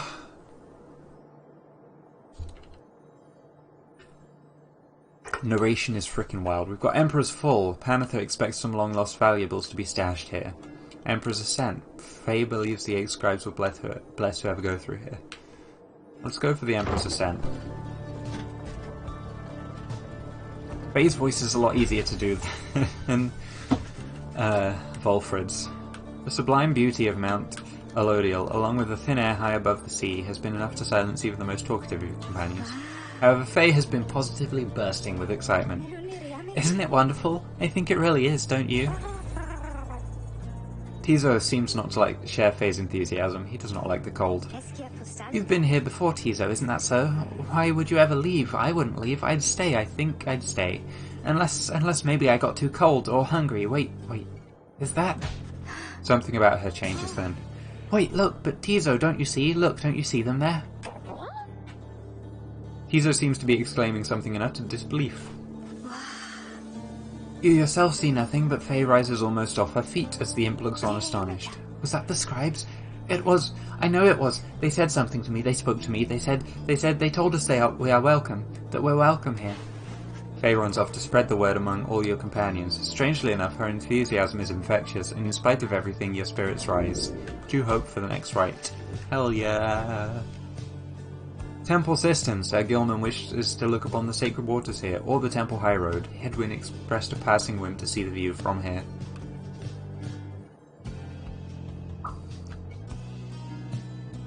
Let's go with Hedwyn.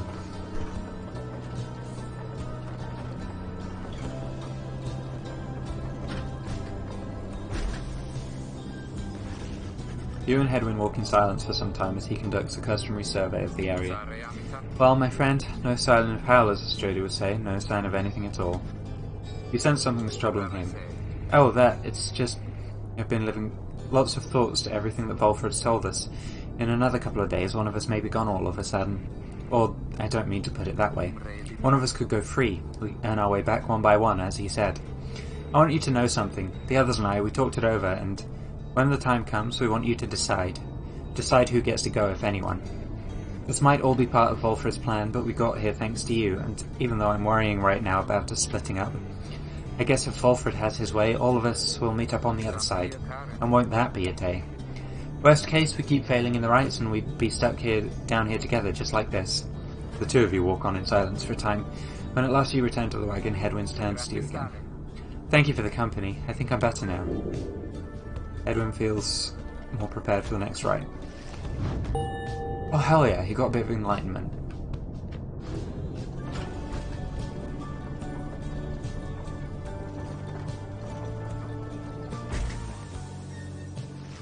You and your companion gather at Scribe's Gate, where a single narrow trail to the summit narrows even more and falls under an archway curved of stone. Come along now, everyone, and be prepared to speak your mind when you are called. Frankly, most of you still lack enlightenment, but we may pass together much how we act as with a single heart and mind during the rites. Well then, lead onward, Tariq. Please, follow me. Removing his hat, the lone minstrel approaches the gate. You and all the others follow. When the last of your companions nears the arch, you notice someone standing high above, who then appears before you. She eyes the lone minstrel first. Is that you, Tariq? It is. Greetings, Celeste. And how was your rest? Too long, Celeste. It seems your work has piled up in the meantime. You bring this many to the gate. Aye. Then let us make this quick. She gestures towards the rest of you. Now, each of you in turn state who you are and what you seek whilst crossing the scribe's gate. Do she please? Says please without questioning. Your fellow exiles exchange glances but quickly comply. I'll start. They call me Hedwin the Deserter. I've come here seeking freedom for myself and my companions, in my case so I can return to be with the one whom I love. The woman bids him forward. The lone minstrel prompts Ruki to speak up next. Hey, I am regarded by the name of Ruki Greentail. I just want to get out of here, I guess, with my chums preferably. Go see Mama back home. I am Captain Jadariel. I do not truly know as yet what I am seeking here. Oh, my name is Faye, and I'm here, I think, because the scribes have called to me. It must be them, because if not, then who? Tizo seeks to live up to the Nightwing's legacy and maybe see the Commonwealth someday. Sir Gilman of the Sea Dominion at your service. This knight is on a quest to find his honour. He lost it at a certain point. Pamitha Thane, I'm only here because my sister's here. Then as Volfred steps forward, the one called Celeste raises her voice. You, I recognize you from the Nightwings of the past. You are not clad in the raiments any longer. I would know why. I had my chance already. The Nightwings that now stand before you, I travel with them as a pilgrim now. I see. Then state why you are here, as have the others. My name is Volfred Sandalwood. I seek liberty for each of us, so that one day we might all stand shoulder to shoulder on the other side and bring our freedom to the people there. She waves him by. Then she turns to you, for there is no one left to go. State who you are to traverse the Scribe's Gate. You are just a crippled old scholar.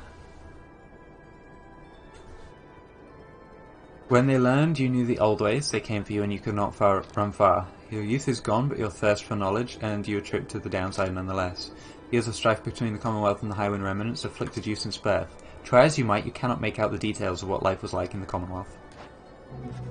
You cannot for the life of you recall a time before arriving in the downside. Details of the Commonwealth are scarce within your mind. Perhaps you wanted to forget the place. The one called Celeste continues to examine you, expecting you to add to your response.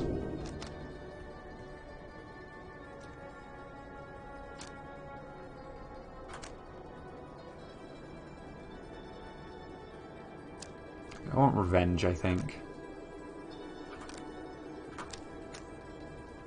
Now, let's go for help your friends. Let's be nice about this. The companions you have met here who have helped you to survive and to find kinship in the downside, your priority is to ensure that they achieve their goals.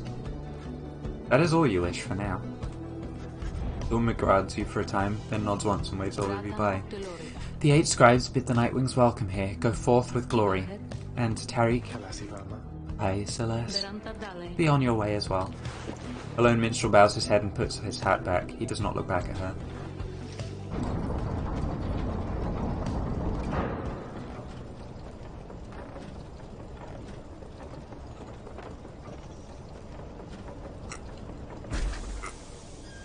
I love the idea of living for revenge for a slight that you can't remember against a place you can't remember having been. Yeah, that's a pretty cool idea. From the top of Mount Elodial, you can see the distant downside before you. You think on the many thousand leagues you cross to reach this point as the sky grows dim. Commence the liberation rite. Page revealed, mercy shown. We've also got the shop. Hey, buddy. Hey guys, just so you're aware and all, I know how come you're here, how come you made it all the way up here. Oh, I know, alright. You're here because I got the lowest prices and all the downside, am I right? And some of the new stuff I got in stock, you're going to get a lot of great value there, an awful lot. Ooh, scribe snuffers to resort out masteries. Still not the Lunar Glass though. Just the way it goes sometimes, eh, Dad? Oh, good, it's not sandalwood.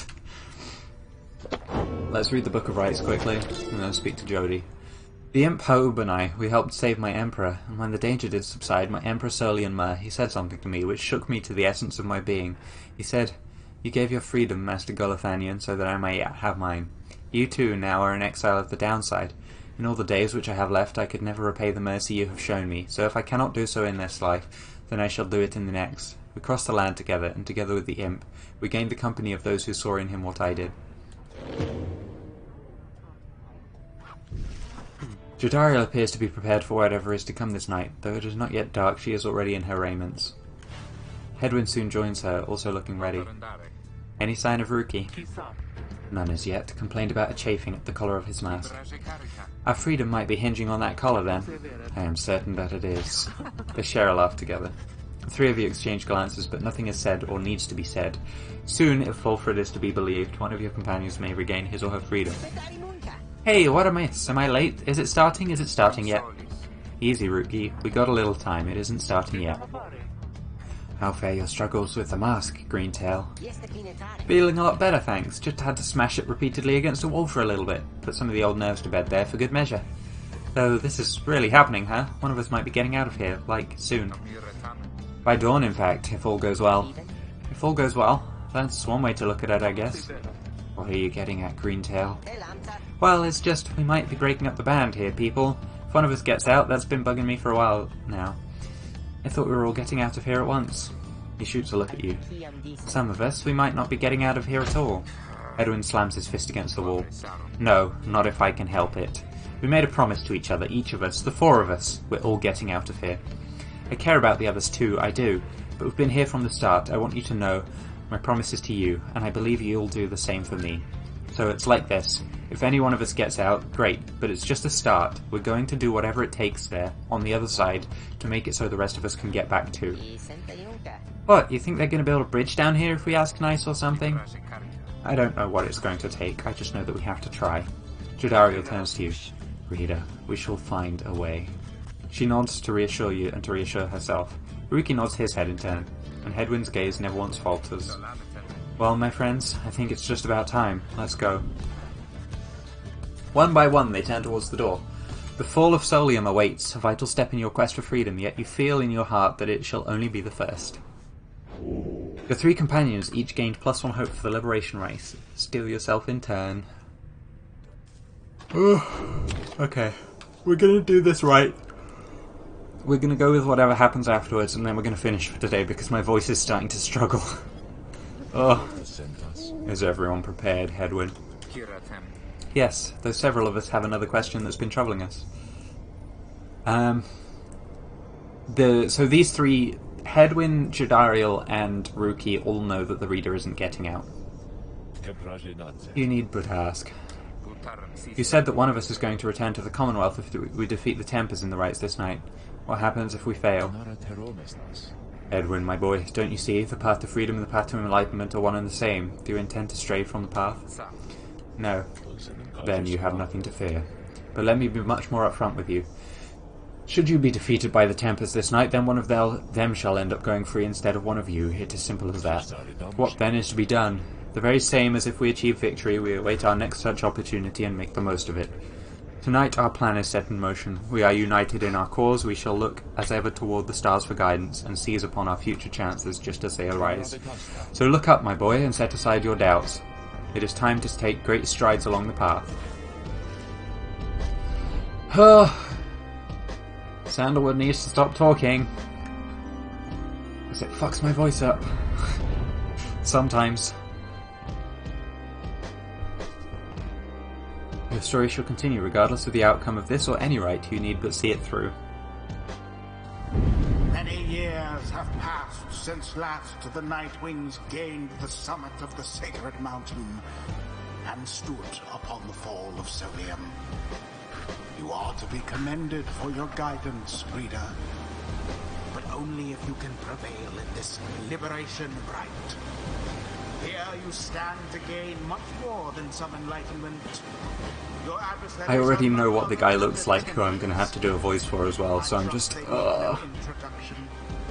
Soon, one among you shall regain their freedom. The pyres burn, and each of the triumvirates is present and prepared. I concur. The pyres burn, and each of the triumvirates is present and prepared. Then, anointed one of the Tempers, come forth now and declare yourself and pay any respects you have unto your adversaries, the Nightwings. Oh. Yeah. We're gonna go with this sort of voice for him. You know who I am already, but look at what we got here if the damned Nightwings decided to show up. Almost figured we were never going to see the day again. He takes notice of someone in your ranks. Hey, you. He indicates Jadariel. She scoffs back at him. Lose the mask. Ain't seen one of our own in ages, not in these damned robes. Jadariel's hesitation is almost imperceptible before she moves to remove her mask, just as her adversary asked. Satisfied? Well, you must be new.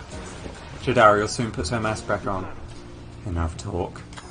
Huh, I like you, curly horns. Tell you what, once we put out your lights, you come along with these guys, so we're gonna have a spot open. Only shame is I ain't gonna be around to show you a good time. I should rather cut my tongue out. Oh, you don't mean that. Our kind, we ought to stick together. Now, come on. Ignarius throws his mask back on as his allies snarl at the rest of you. Oh shit, they've got an ashen cold. Have the Nightwings reached a decision on whose behalf they shall conduct this rite? The lone minstrel gains your attention in his subtle way. Reader, this is it. The first companion whom you choose shall be anointed to go free this very night if you prevail. The other two in this triumvirate shall lend their aid.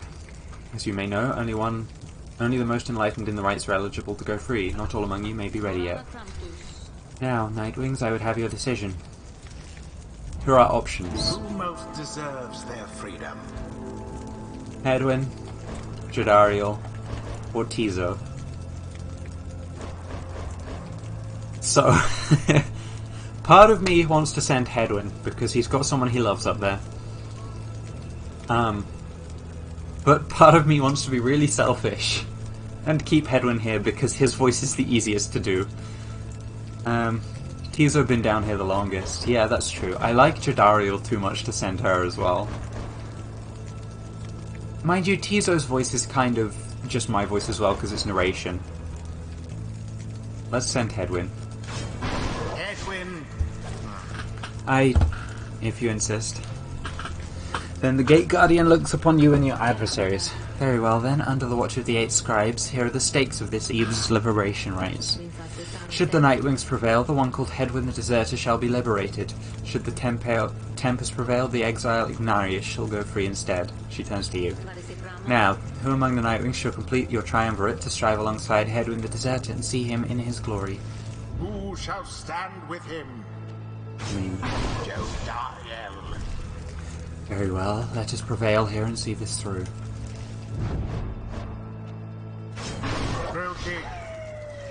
We can't not go with the first 3, right? Yeah, sure. No pressure, right, sister? It is done. Very well. The 8 scribes accept your choice as reader of the Nightwings. She then indicates to the lone minstrel. Now, are you yourself prepared, Tariq? Aye, Celeste. Then, let us all begin.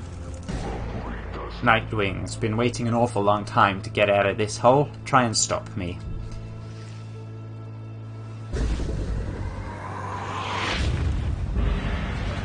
Commence.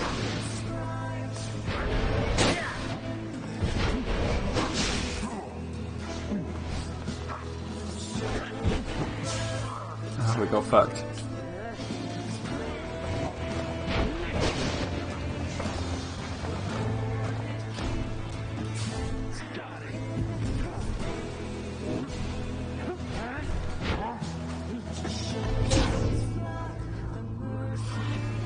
They have 130 Pyre health as well.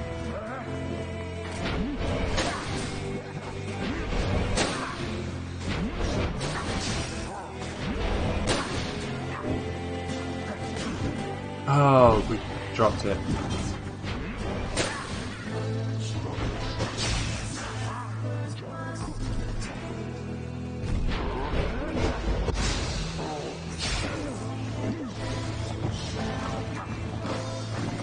Ah, shit. They got us.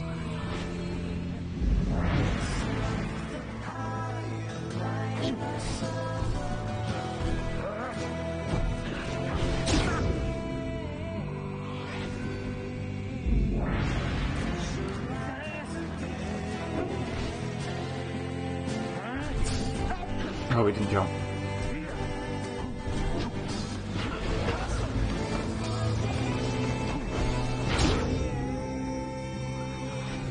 That's the problem. They're gonna, every other attempt,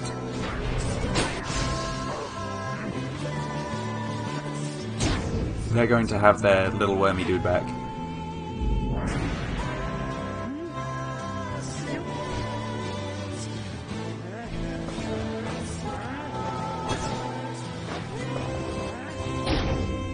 But we do get +5 whenever we glory dive with Rookie, so...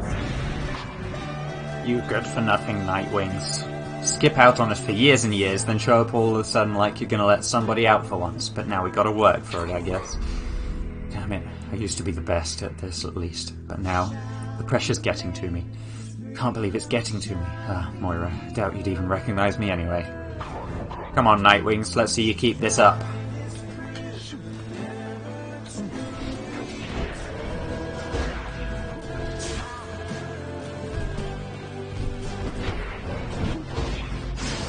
Oh, I got stuck on that.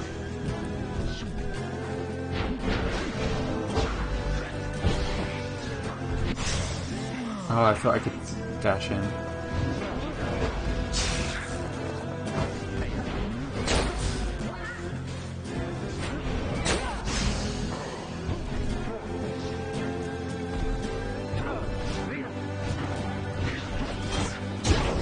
Yes, we scored with Jody. That just means we need one more score.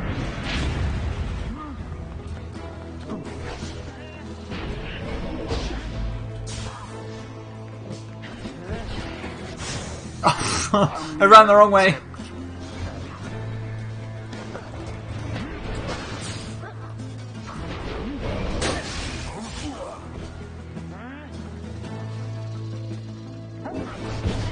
There we go. There it is, at last. The Nightwings proved their worth. As for their adversaries, they did not. Thus ends the liberation rite. And thus the scribes have chosen. The exile appointed by the Nightwings shall be free, absolved of all misdeeds, return to glory in the Commonwealth. His adversary and all others shall remain to carry out their rightful sentences. Oh, what a joke. We should have had this. You should have had this. Got all rusty. You've been waiting so damn long. Damn it. Damn it. Nightwings, be seeing you around, I guess, and next time you ain't gonna be so lucky.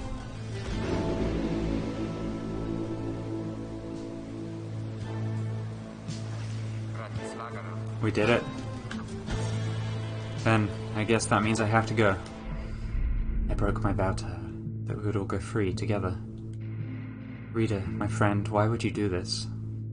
Will you ever forgive me? Picani, wait for me. Wait for me. Oh, she's pretty. He remains silent for a moment longer then. Listen to me, all of you. I will not forget this. If there's anything at all that I can do back on the other side to help the rest of you, then I'm going to find it and I'm going to do it. And at the very least, I will do everything I can to make sure that by the time more of you come back to join me at home, that'll be a better place for us. For all of us. Look, I don't have long now, so just thank you, all of you. I won't forget this. Then he plunges out of sight into the shimmer pool, his voice audible but growing faint. Seldom seen celestial phenomenon linking the downside back to the Commonwealth. It's happening. Goodbye, my friends, Rita, everyone, goodbye, until we see each other.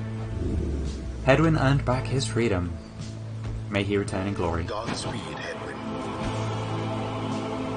The 8 scribes are ever merciful.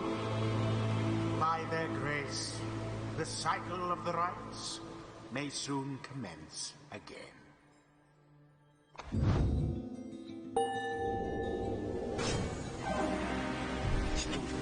Utter nonsense, all of this. That we've come this far, fortune alone cannot be the cause.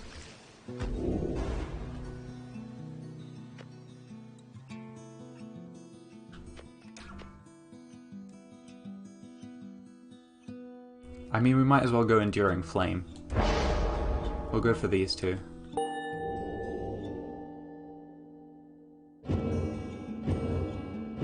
Okay, green means it's experience they gain in a future right if you don't use them. Got it, that makes sense now. Have mercy on us all.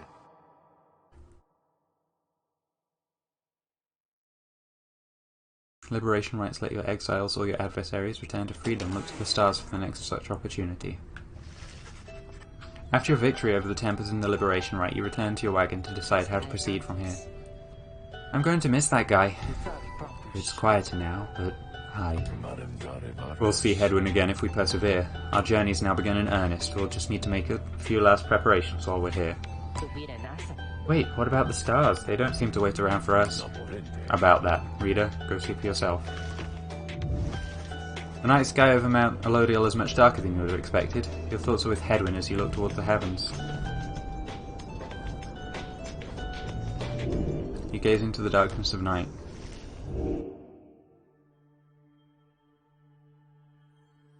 There are currently no stars.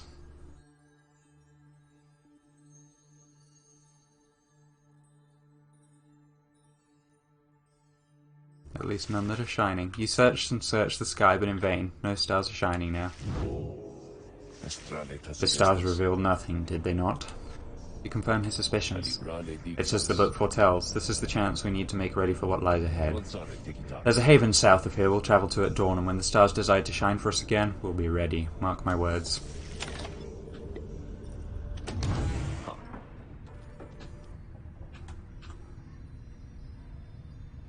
Keepsake from the Sclorian shore. Ooh. He seems to have something on his mind. Following Hedwyn's liberation, you find Volfred smoking his pipe, his eyes averted. He looks up at you and smiles as you approach. Hello, my girl. Excellent work back there. Thank you for your perseverance. Though I was just reflecting on how very fortunate I've been in all of this. Not just me, but really all of us who had a chance to stand with Hedwyn here. Ours is admittedly a somewhat desperate plan. It was vital to me, should the Nightwings rise again, that this be under proper care and guidance. I was just thinking how well Hedwyn served in that capacity. Whatever is to be the outcome of all this, no doubt his presence shall be missed. My agents and I, we were unsure of him at first. A common boy like that, completely unacquainted with the rights. But in the end, I felt he was worth a shot, someone like him. Sincere, determined, with loyal friends and desperate to get home. Those qualities spoke volumes. Then he falls silent for a time. I have every faith that he shall strive on our behalf now in the Commonwealth, and it is my hope that he yet finds the one he sought. You and Volfred speak little more of Hedwyn for now. You're left wondering what shall become of him in the Commonwealth.